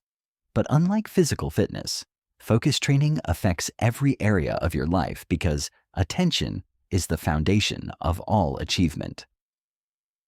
The 4 pillars of focus mastery are attention control, environmental design, cognitive load management, and deep work implementation. Attention control is the ability to consciously direct your focus and maintain it despite distractions. This skill is developed through specific practices that strengthen your prefrontal cortex, the part of your brain responsible for executive function and cognitive control. The foundation practice is focused breathing meditation. Spend 10 to 20 minutes daily focusing solely on your breath. When your mind wanders, and it will, gently return your attention to your breathing. This simple exercise trains the fundamental skill of noticing when your attention has drifted and consciously redirecting it. This isn't about emptying your mind or achieving some mystical state. It's about building the mental muscle of sustained attention. Every time you notice your mind has wandered and bring it back to your breath, you're strengthening neural pathways associated with focus and cognitive control. Progress to single-tasking meditation, where you focus completely on one activity at a time throughout your day. When you're eating, focus entirely on eating. When you're walking, focus entirely on walking. When you're having a conversation, focus entirely on the person you're talking with. This trains your brain to engage fully with whatever you're doing instead of constantly multitasking. Environmental design for focus involves creating physical and digital environments that support sustained attention rather than fragmenting it. Your environment is constantly influencing your cognitive state, often without your awareness. Create a dedicated focus space where you do your most important work. This space should be free from visual clutter, noise distractions, and anything that isn't directly related to the task at hand. Your brain associates environments with behaviors, so having a specific space for focused work trains your mind to enter a focused state more quickly when you're in that environment. Design your digital environment to support focus. Remove distracting apps from your phone's home screen. Turn off non-essential notifications. Use website blockers during focused work sessions. Create friction between yourself and digital distractions by logging out of social media accounts and putting your phone in another room during deep work. The key principle is that your environment should make focused behavior easier and distracted behavior harder. If you have to take multiple steps to check social media, but your important work is immediately accessible, you're more likely to stay focused. Cognitive load management involves understanding and optimizing your brain's processing capacity. Your mind has limited cognitive resources, and if those resources are being used for low-value activities, you won't have enough mental energy for high-value focus. Reduce decision fatigue by automating routine choices. What you wear, what you eat for breakfast, when you work out. These small decisions add up throughout the day and deplete your cognitive resources. Successful people often have strict routines, not because they're boring, but because they understand that decision-making depletes mental energy. Use external systems to store information instead of trying to remember everything. Your brain is for processing, not storage. Write down tasks, ideas, and commitments so your mind isn't constantly trying to remember them. This frees up cognitive resources for focused thinking and creative problem solving. Practice cognitive minimalism by eliminating non-essential mental inputs. Reduce news consumption, limit social media exposure, and avoid consuming content that doesn't directly support your goals. Your brain can only process so much information effectively, and every unnecessary input reduces your capacity for focused thinking. Deep work implementation is about creating sustained periods of focused effort on cognitively demanding tasks. Deep work is the ability to focus without distraction on a cognitively demanding task for extended periods. It's becoming increasingly rare and increasingly valuable.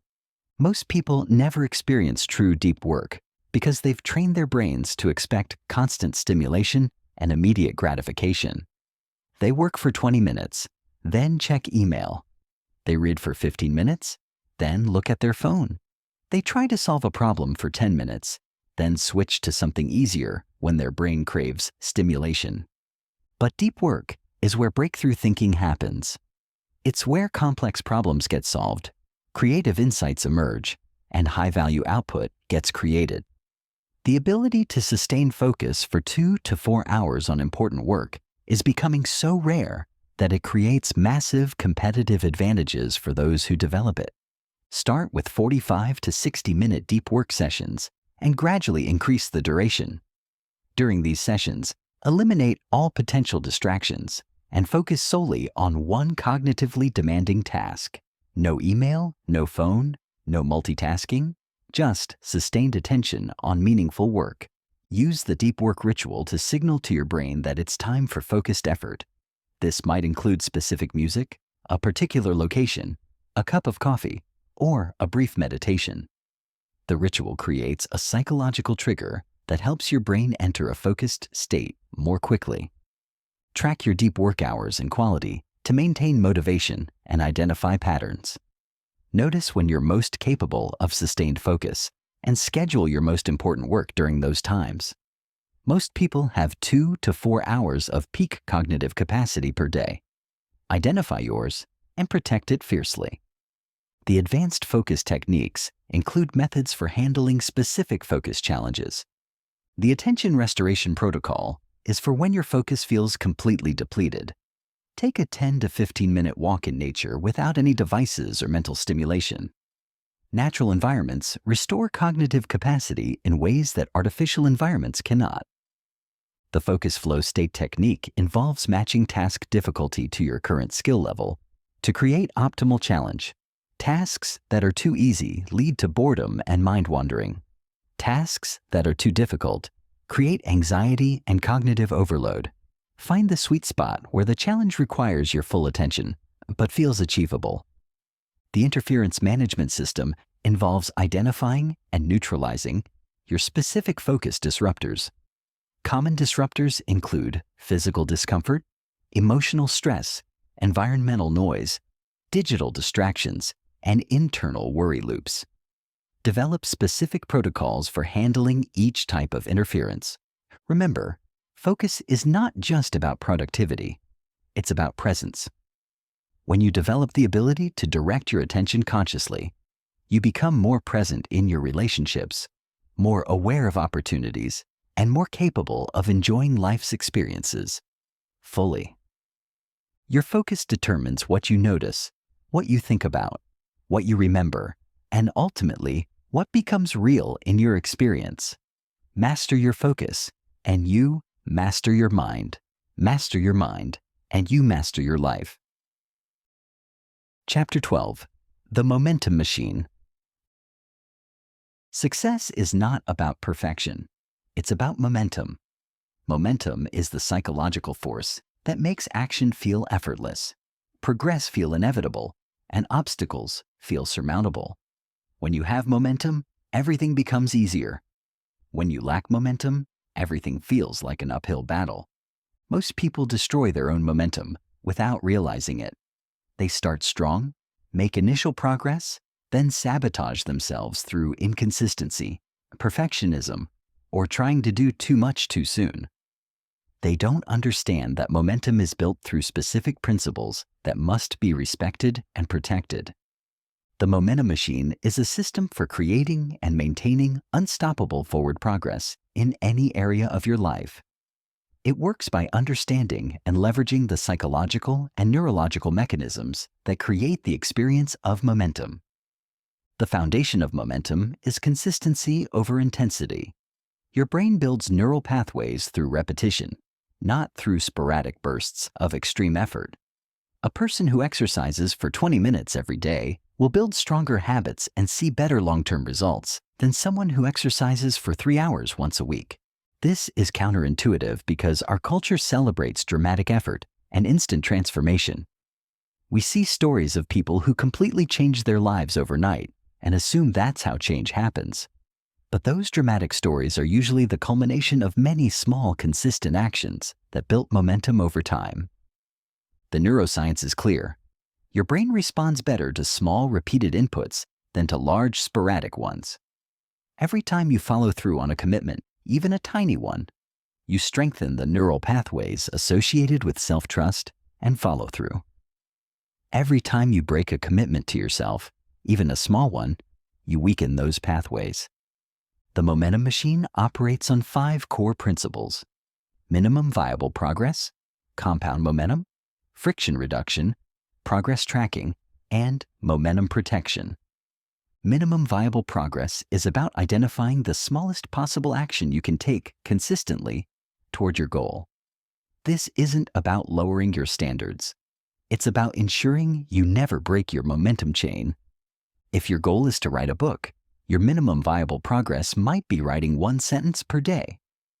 If your goal is to get in shape, it might be doing 1 push-up per day.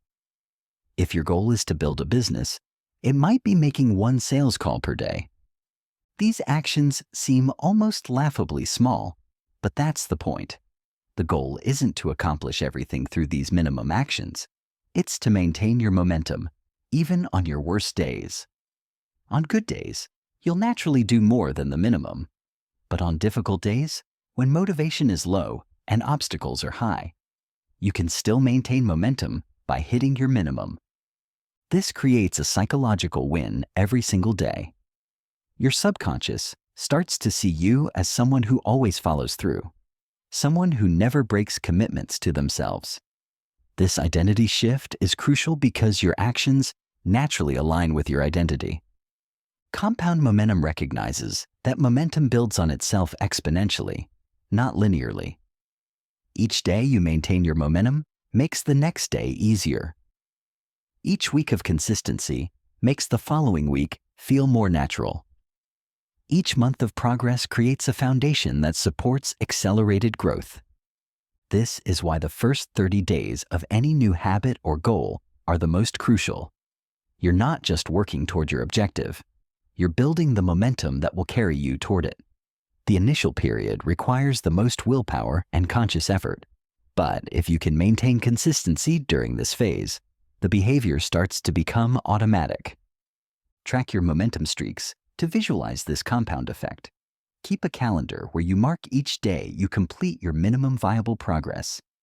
Seeing an unbroken chain of marks creates powerful psychological motivation to continue the streak.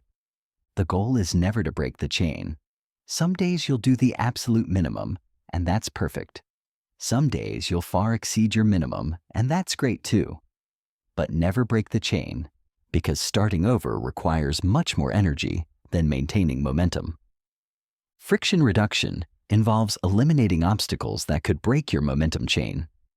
Identify everything that makes your desired behavior more difficult and systematically remove those barriers. If you want to exercise consistently, lay out your workout clothes the night before. If you want to eat healthily, prep your meals in advance. If you want to read more, keep a book next to your bed and another in your car. If you want to meditate daily, have a dedicated space ready with everything you need. The easier you make the desired behavior, the more likely you are to maintain it during difficult periods. When motivation is low, convenience becomes crucial.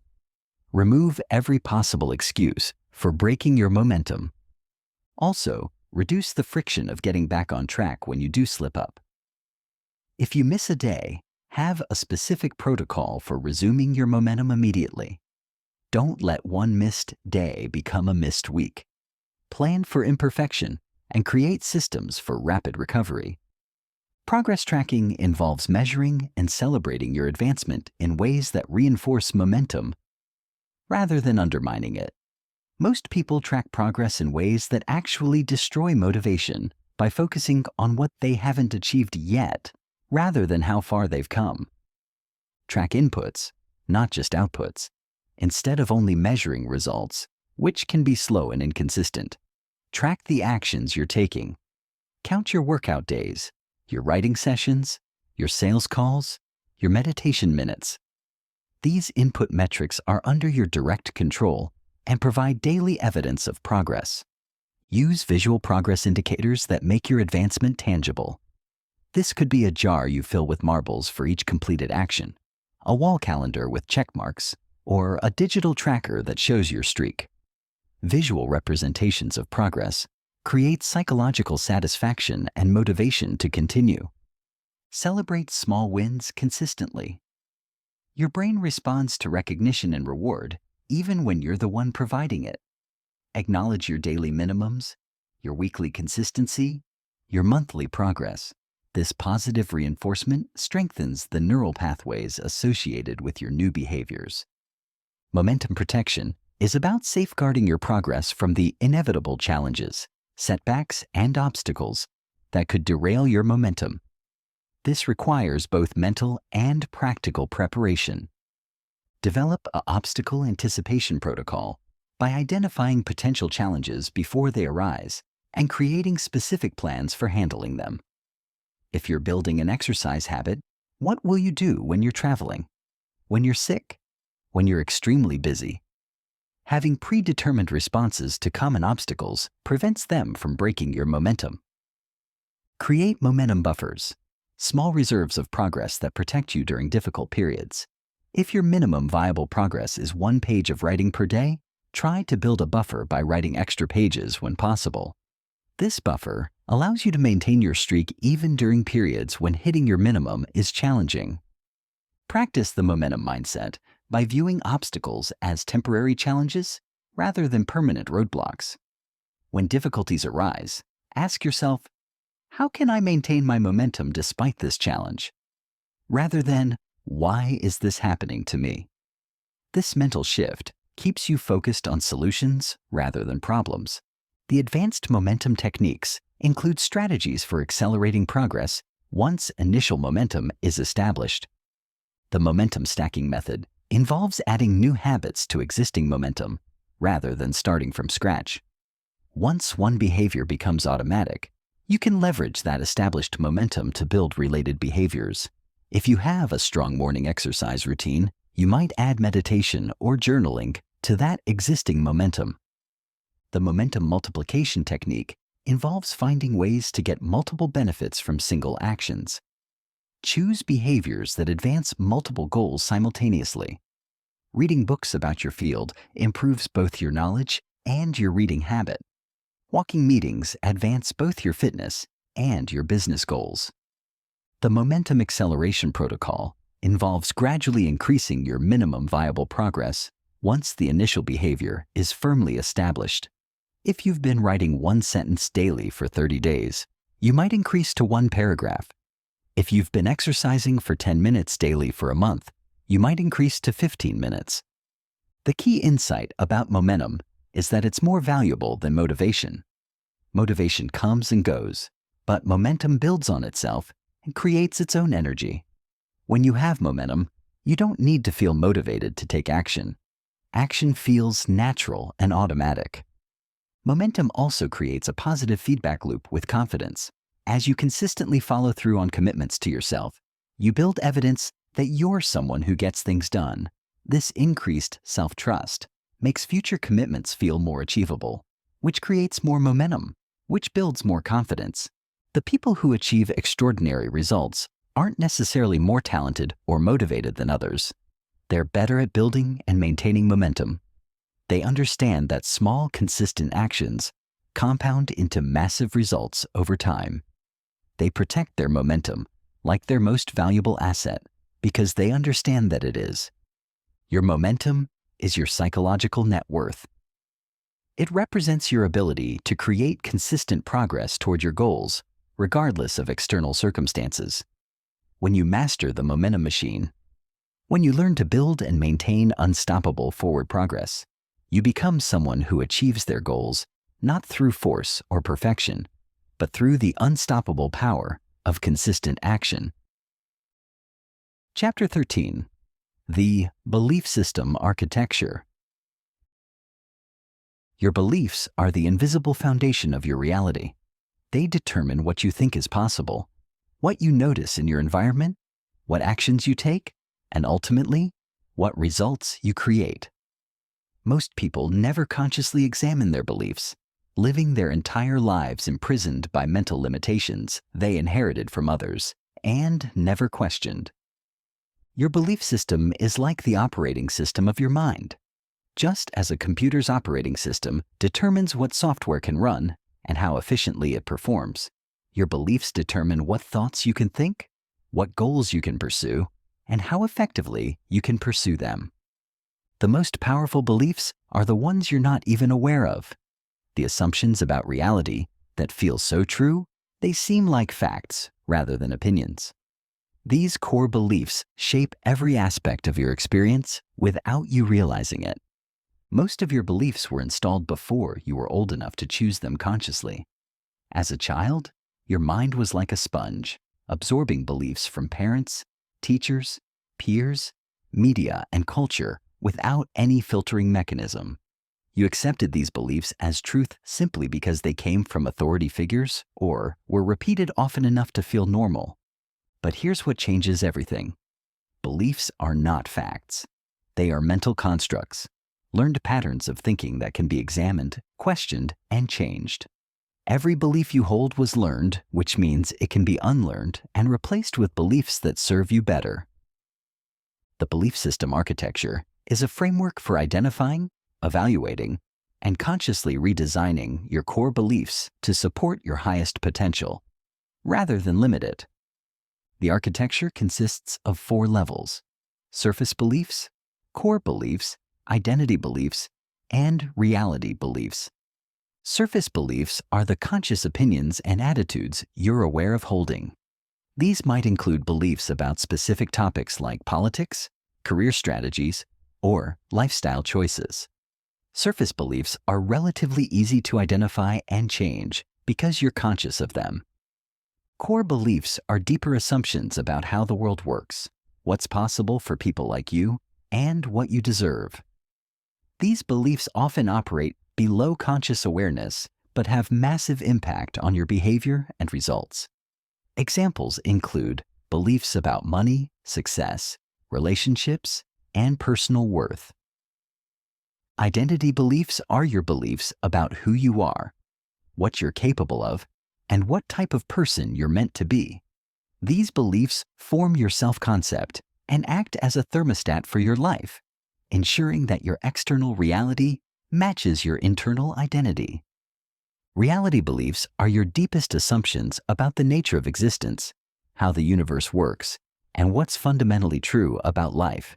These beliefs form the foundation for all other beliefs and usually operate completely outside conscious awareness.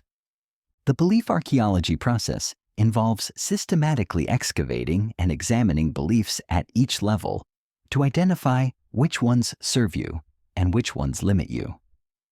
Start with result analysis. Examine areas of your life where you're not getting the results you want and work backward to identify the beliefs that might be creating those outcomes. If you struggle with money, what do you really believe about wealth, success, and people who have money? If you have relationship problems, what do you believe about love, trust, and your own worthiness? Use the belief detection questions to uncover hidden assumptions. What do I believe has to be true for my current results to make sense? What would I have to believe about myself to act the way I've been acting? What assumptions am I making about what's possible for someone like me? What beliefs did I absorb from my family about success, money, relationships, and self-worth? Pay attention to your automatic thoughts, the immediate mental responses you have to situations. These thoughts often reveal underlying beliefs. If your automatic thought when facing a challenge is, "I'll probably fail," you've uncovered a belief about your capabilities. If your immediate response to opportunity is, "I'm not qualified," you've identified a belief about worthiness. The belief evaluation framework helps you assess whether your beliefs are serving you or limiting you. Not all beliefs need to be literally true to be useful, and not all true beliefs are helpful for creating the life you want. Ask yourself these questions about each belief you identify. Does this belief empower me or limit me? Does this belief open possibilities or close them? Does this belief make me more confident or more fearful? Where did this belief come from, and do I want to keep accepting it? What would be possible for me if I didn't hold this belief? Remember that beliefs are tools, not truth. Choose beliefs based on their usefulness for creating the life you want, not just their factual accuracy. A belief doesn't have to be provably true to be beneficial if it leads to better actions and outcomes. The belief installation process involves systematically replacing limiting beliefs with empowering ones using the same mechanisms that installed the original beliefs: repetition, emotion, and evidence. Start with belief design, consciously choosing new beliefs that would support your goals and potential. Don't just negate limiting beliefs, "I'm not unsuccessful," but create positive, empowering alternatives. "I am capable of creating extraordinary success." Make your new beliefs specific and personal rather than generic. Instead of "success is possible," choose I have the skills, creativity, and persistence to build the business I envision. Specific beliefs feel more real and are easier for your subconscious to accept. Use the evidence collection method to support your new beliefs with real examples. Your subconscious accepts beliefs more readily when they're backed by evidence. Find examples of people similar to you who have achieved what you want to achieve. Document times when you've succeeded in the past. Create experiences that provide evidence for your new beliefs. This doesn't mean cherry-picking evidence or ignoring reality. It means consciously looking for evidence that supports empowering beliefs rather than automatically focusing on evidence that supports limiting ones. The belief reinforcement system involves using repetition and emotion to strengthen new neural pathways until new beliefs become automatic. Practice belief affirmation with emotional intensity. Simply repeating words won't change deep beliefs, but repeatedly stating new beliefs while generating intense positive emotions can create new neural pathways. Feel the excitement, confidence, and certainty of your new belief as you affirm it. Use future memory visualization to create vivid mental experiences of your new beliefs being true.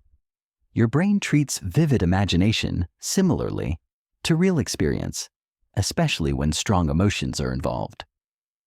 Regularly visualize yourself acting from your new beliefs and achieving the results they make possible. Create belief anchors, physical gestures, phrases, or environmental cues that remind you of your new beliefs and help you access the emotional states associated with them. When facing challenges, use these anchors to quickly shift from old limiting beliefs to new empowering ones. The advanced belief work includes techniques for handling persistent limiting beliefs and accelerating the belief change process. The belief genealogy method involves tracing limiting beliefs back to their origins to understand and neutralize their power. Often, understanding where a belief came from and why it was installed can help you release it more easily. The belief stress testing involves deliberately challenging your new beliefs in low-stakes situations to strengthen them. Take small actions that require you to act from your new beliefs before the belief feels completely natural. This builds evidence and confidence. The belief ecology assessment ensures that your new beliefs work together harmoniously rather than creating internal conflicts. Sometimes changing one belief requires adjusting related beliefs to maintain internal consistency. The most important insight about beliefs is that they are always working. You cannot not have beliefs. The question is whether your beliefs are working for you or against you, whether they're expanding your possibilities or constraining them. Your beliefs determine your reality more than your circumstances do. Two people can face identical situations and have completely different experiences based on their beliefs about what those situations mean and what's possible within them. When you take conscious control of your belief system, when you learn to design and install beliefs that serve your highest potential, you gain the power to reshape your reality from the inside out. Your external circumstances will always rise to match your internal beliefs about what's possible and what you deserve. This is why belief work is the deepest level of transformation. Change your actions, and you change your results temporarily. Change your beliefs, and you change your reality permanently. Chapter 14. The Integration Protocol. Knowledge without implementation is just entertainment. Understanding without application is just intellectual masturbation.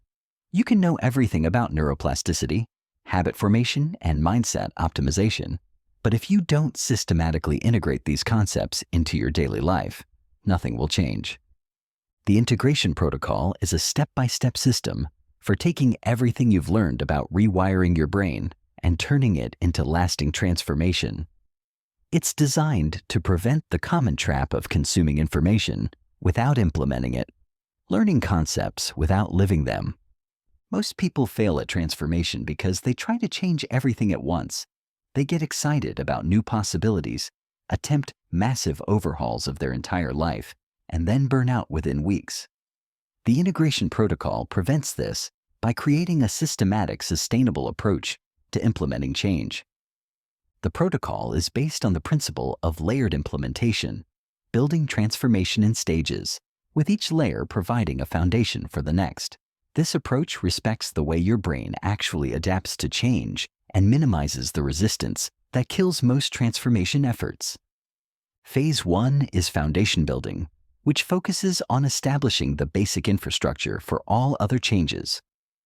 This phase typically lasts 30 to 60 days and involves installing the most fundamental practices that support mental transformation. The first foundation element is daily mind management, establishing a consistent practice for consciously directing your mental state each day. This includes a morning mental priming routine that sets your focus, emotional state, and intention for the day. This might include 10 minutes of focused breathing, reading empowering content, or visualizing your goals. The specific activities matter less than the consistency of taking conscious control of your mind first thing in the morning. An evening mental review process where you reflect on the day, acknowledge your progress, and program your subconscious for continued growth. This might include journaling about wins, challenges overcome, and areas for improvement. This practice helps integrate the day's experiences and reinforces your identity as someone who is growing and improving. The second foundation element is environmental optimization, creating physical and digital environments that support focused thinking and eliminate unnecessary cognitive drain. This includes organizing your physical space to reduce visual clutter and create dedicated areas for important activities. Your environment constantly influences your mental state, often without conscious awareness. A clean, organized environment supports clear thinking and reduces mental fatigue. Optimizing your digital environment by removing distracting apps, organizing information systems, and creating digital boundaries that protect your focus. This includes email management systems, social media limitations, and notification controls. The third foundation element is energy management, establishing practices that maintain high physical and mental energy throughout the day. This includes sleep optimization protocols that ensure you're getting quality rest, since your brain literally rewires itself during sleep. Poor sleep undermines every other transformation effort. Nutrition and hydration. Practices that support cognitive function rather than creating energy, crashes, and brain fog. Movement practices that increase blood flow to the brain and support neuroplasticity. Physical exercise is one of the most powerful tools for accelerating mental transformation. Phase 2 is core installation, which focuses on implementing the primary mental skills and practices that drive transformation. This phase typically lasts 60 to 90 days and builds on the foundation established in Phase 1. The first core element is subconscious reprogramming routines, daily practices specifically designed to install new beliefs and identity patterns. This includes morning affirmation practices that combine repetition with emotional intensity to build new neural pathways. The key is consistency and genuine emotional engagement, rather than mechanical repetition. Visualization sessions that create vivid mental experiences of your desired identity and outcomes. Your brain treats realistic visualization similarly to actual experience, especially when emotions are involved. Identity reinforcement practices that involve taking small actions throughout the day that confirm your new identity. If you're developing confidence, this might mean speaking up in meetings or maintaining better posture. These micro actions accumulate to create major identity shifts. The second core element is resistance management systems, specific protocols for handling the inevitable resistance that arises during transformation. This includes the resistance recognition protocol, learning to identify when your subconscious is resisting change, and understanding that resistance is normal and temporary rather than a sign you should stop. The pause and redirect system, specific techniques for interrupting old pattern and choosing new responses when resistance arises. The Momentum Recovery Plan. Predetermined strategies for getting back on track quickly when you slip into old patterns, preventing temporary setbacks from becoming permanent reversals. The third core element is focus and discipline systems. Practices that strengthen your ability to sustain attention and follow through on commitments. This includes daily deep work sessions where you practice sustained focus on important tasks without distraction. Microdiscipline practices that build your ability to choose long-term benefits over short-term comfort in small, manageable ways. Attention training exercises that strengthen your prefrontal cortex and improve your ability to direct focus consciously. Phase 3 is advanced integration, which focuses on optimizing and customizing your transformation systems for maximum effectiveness. This phase begins around day 90 and continues indefinitely as you refine and expand your capabilities.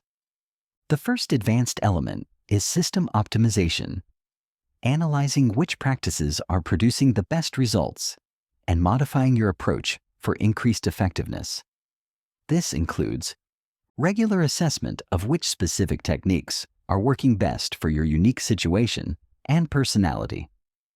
Experimentation with new approaches and variations to prevent stagnation and continue growing. Customization of practices to fit your lifestyle, schedule, and preferences while maintaining their effectiveness. The second advanced element is leverage multiplication, finding ways to amplify your results by combining practices or creating synergistic effects. This includes stacking complementary practices to get multiple benefits from single activities. Creating momentum loops where progress in one area automatically supports progress in others. Building systems that become more effective over time rather than requiring constant effort to maintain. The third advanced element is mastery development, moving beyond basic competence to true mastery of mental self-regulation. This includes advanced emotional regulation techniques that allow you to maintain optimal states regardless of external circumstances. Sophisticated belief work that involves designing and installing complex belief systems that support multiple goals simultaneously. Metacognitive skills that allow you to observe and optimize your own thinking processes in real time. The integration protocol also includes specific tracking and measurement systems to ensure you're making real progress rather than just feeling busy. The weekly progress review involves assessing your advancement in key areas and adjusting your approach based on results. This prevents you from continuing practices that aren't working and helps you double down on what's most effective. The monthly transformation assessment involves stepping back to evaluate larger patterns and make strategic adjustments to your overall approach. This ensures you're moving toward your ultimate goals rather than just maintaining practices. The quarterly integration audit involves comprehensive evaluation of your entire system to identify opportunities for optimization and evolution. This keeps your transformation process fresh and effective over the long term. The most critical aspect of the integration protocol is the commitment to implementation over information.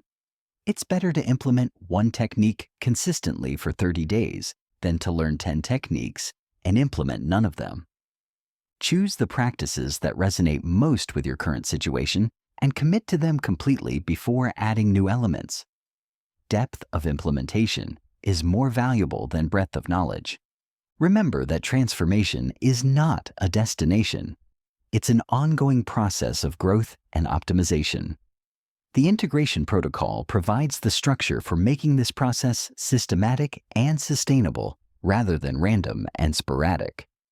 The goal is not to become perfect, but to become someone who consistently grows, adapts, and improves. When you master the integration protocol, when you learn to systematically implement transformation practices, you become someone who doesn't just consume information about change. You become someone who creates change. Chapter 15. The Compound Effect of Mental Mastery. Everything you've learned in this video isn't just about fixing problems or overcoming limitations. It's about unlocking compound growth in every area of your life.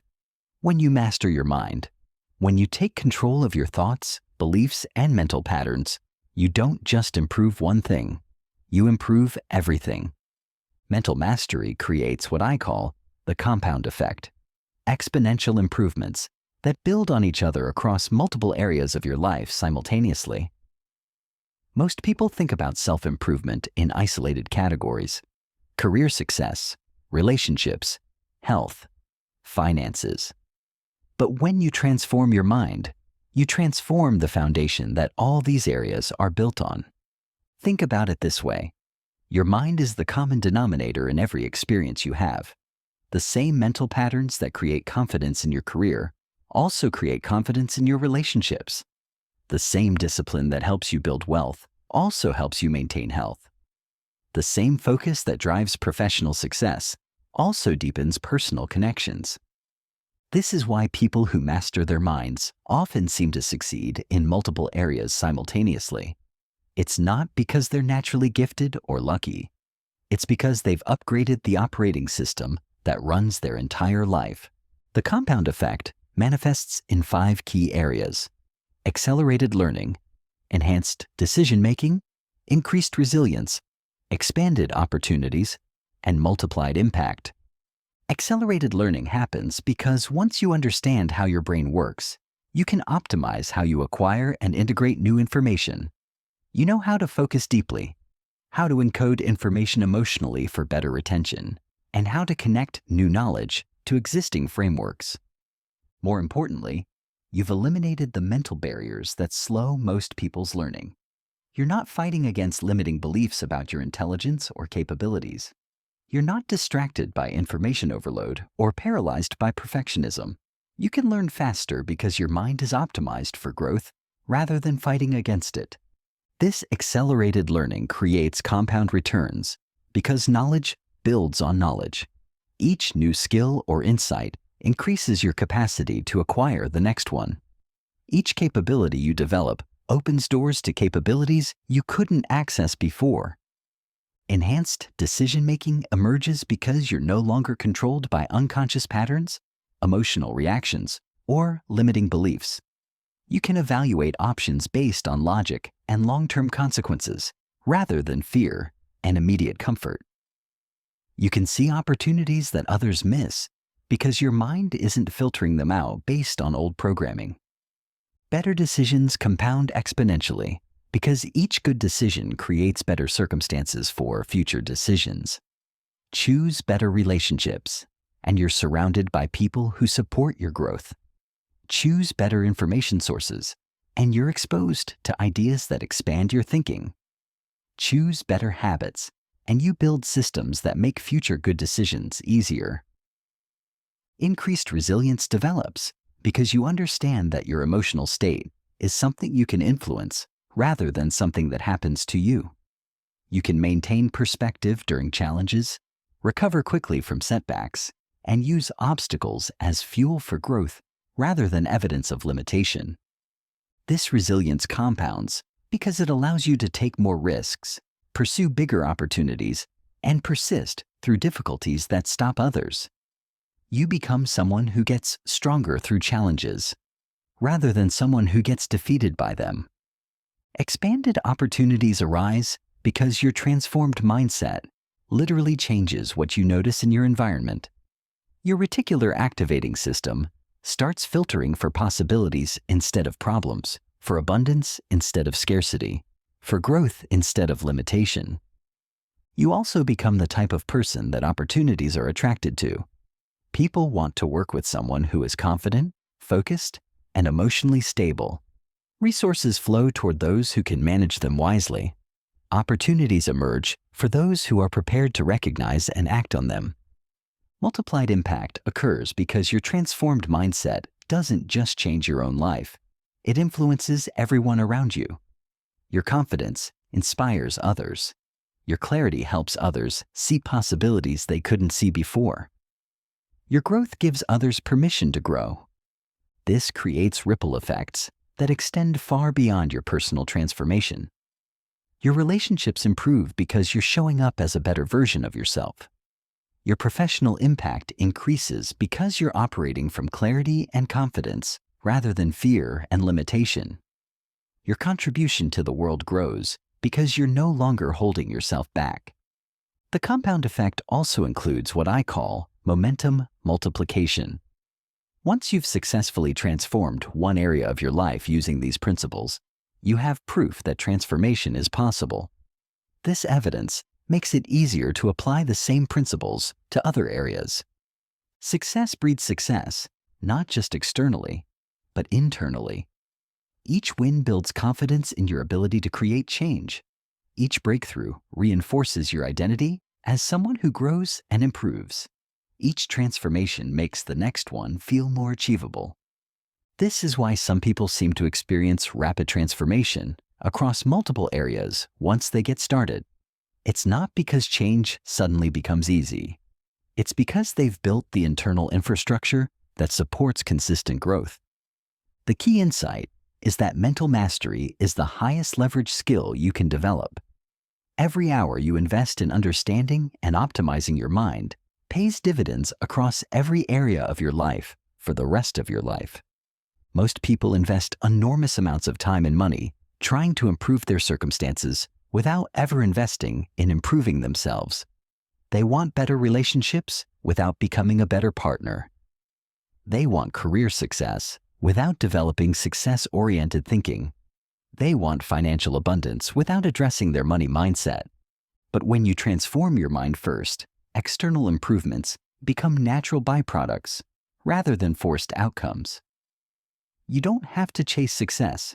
You become the type of person that success is attracted to. This doesn't mean the process is always easy or comfortable. Real transformation requires you to confront uncomfortable truths about your current patterns, challenge beliefs you've held for years, and choose growth over comfort consistently. But the alternative is staying exactly where you are, year after year, wondering why nothing changes despite your efforts. The alternative is living with the regret of knowing you could have been more, but chose to remain less. The compound effect of mental mastery means that every day you don't start is a day you lose not just immediate progress, but compound progress. Every month you delay transformation is a month you miss all the accelerated growth that comes from having an optimized mind. But here's the encouraging truth. You can start right now, today, this moment. The brain's neuroplasticity means that the transformation process begins immediately when you start applying these principles consistently. You don't need perfect circumstances to begin. You don't need more time, more money, or more knowledge. You need commitment to the process and consistency in implementation. The question is not whether these principles work. The science is clear and the results are proven. The question is whether you will work the principles, whether you will take what you've learned and turn it into what you live. Your future self is looking back at this moment, hoping you make the choice that sets everything in motion. The version of you that you're capable of becoming is waiting for you to take the first step. Chapter 16. Your transformation starts now. Everything you've learned in this video has brought you to this single moment, the moment of decision. Not the decision to learn more, not the decision to think about it, but the decision to act. Because transformation doesn't happen in the mind alone. It happens when you bridge the gap between knowledge and action. Right now, your brain is at a crossroads. You can file this information away as interesting content you consumed, or you can use it as the catalyst for the most important transformations of your life. Your subconscious is already deciding which path you'll take based on patterns it's observed in your past behavior. If you've been someone who consumes transformation content but doesn't implement it, your subconscious expects you to do the same thing now. If you've been someone who starts strong but gives up when things get difficult, your subconscious is preparing for that pattern to repeat. But here's what your subconscious doesn't know. You now understand how it works.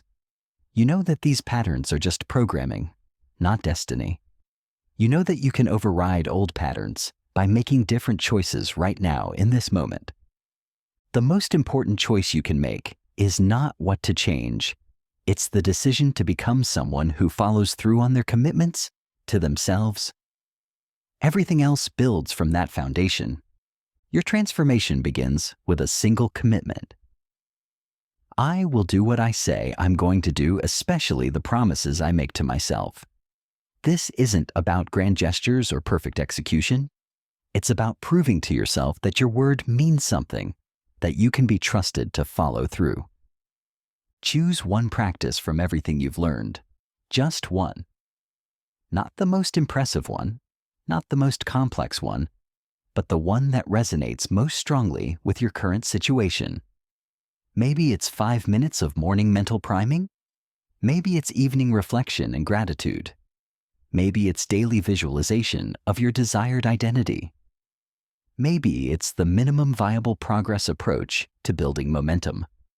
Choose one practice and commit to it for exactly 30 days. Not forever, not until you feel like stopping, but for 30 specific days. This time frame is long enough to start building neural pathways, but short enough to prevent overwhelm. Write down your commitment. Make it specific. For the next 30 days, I will spend 10 minutes every morning doing focused breathing and visualization immediately after waking up. Include the what, when, where, and how long. Put this commitment somewhere you'll see it every day. Make it impossible to forget, because forgetting is how most commitments die. Tell someone about your commitment. Accountability multiplies your chances of follow-through. Choose someone who will support your growth, not someone who will enable your excuses. Now comes the most crucial part. Start today. Not tomorrow, not Monday, not when you have more time or feel more ready. Today. Right now, if possible. The longer you wait between learning and implementing, the less likely you are to ever begin. Your subconscious is watching this moment carefully. It's determining whether you're serious about change or just entertaining yourself with transformation content. The action you take in the next few hours will set the tone for everything that follows. Expect resistance. Expect your mind to generate reasons why you should wait. Why this particular practice isn't right. Why you should research more options first. Recognize this resistance as confirmation that you're moving in the right direction. Resistance appears when you're threatening the status quo. Expect imperfection. You might miss a day. You might do the practice half-heartedly sometimes. You might doubt whether it's working. This is all normal and expected. The goal is consistency, not perfection. Success is measured by how quickly you get back on track, not by avoiding all setbacks. Expect subtle changes at first. Transformation rarely announces itself with dramatic fanfare. More often, it whispers through small shifts in how you think, feel, and respond to situations. Pay attention to these subtle changes because they're evidence that your brain is rewiring itself. After 30 days of consistent practice, you'll have created something invaluable. Proof that you can follow through on commitments to yourself. This proof becomes the foundation for bigger transformations. You'll have evidence that you're someone who does what they say they're going to do. From this foundation, you can add additional practices, tackle bigger challenges, and pursue larger goals with confidence. Each successful implementation makes the next one easier because you're operating from a stronger identity. But remember, one practice for 30 days.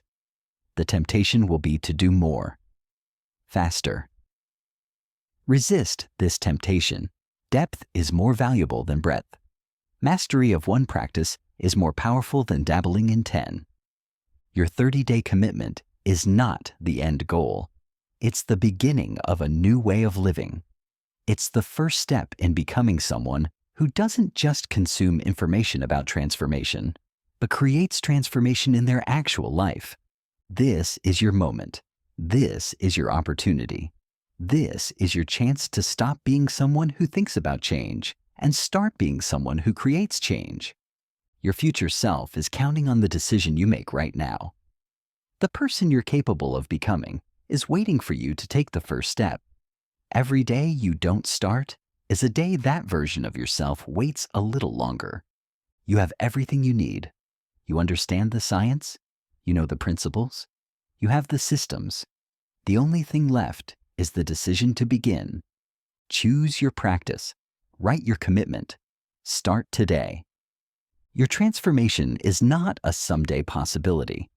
It's a right now reality waiting for you to claim it. The only question remaining is, will you? Conclusion: the choice that changes everything. You've just absorbed more practical neuroscience and psychology than most people learn in years. You understand how your brain works, why you've been stuck, and exactly what to do about it. You have the tools, the systems, and the knowledge to rewire your brain for success and eliminate self-sabotage permanently. But knowledge alone changes nothing. Information without implementation is just entertainment. Understanding without action is just intellectual masturbation. The difference between the person you are right now and the person you could become isn't more information. It's implementation. It's the willingness to take what you've learned and turn it into what you live. Your brain is already deciding what you'll do with this information. Based on your past patterns, it's predicting whether you'll implement these concepts or just file them away as interesting ideas you once heard. But your past patterns don't have to determine your future reality. Right now, in this moment, you can choose to become someone different. Someone who doesn't just consume transformation content, but creates transformation in their actual life. The choice is simple but not easy. Will you be someone who knows about change, or someone who creates change? Will you be someone who understands neuroplasticity in theory, or someone who uses it to rewire their brain in practice? Will you be someone who can explain self-sabotage patterns, or someone who eliminates them from their life? Your future self is looking back at this moment, hoping you make the choice that sets everything in motion. The version of you that you're capable of becoming is waiting for you to take the first step. Stop waiting for perfect conditions. Stop waiting for more information. Stop waiting for motivation. Choose one practice. Commit for 30 days. Start today. Your transformation begins now.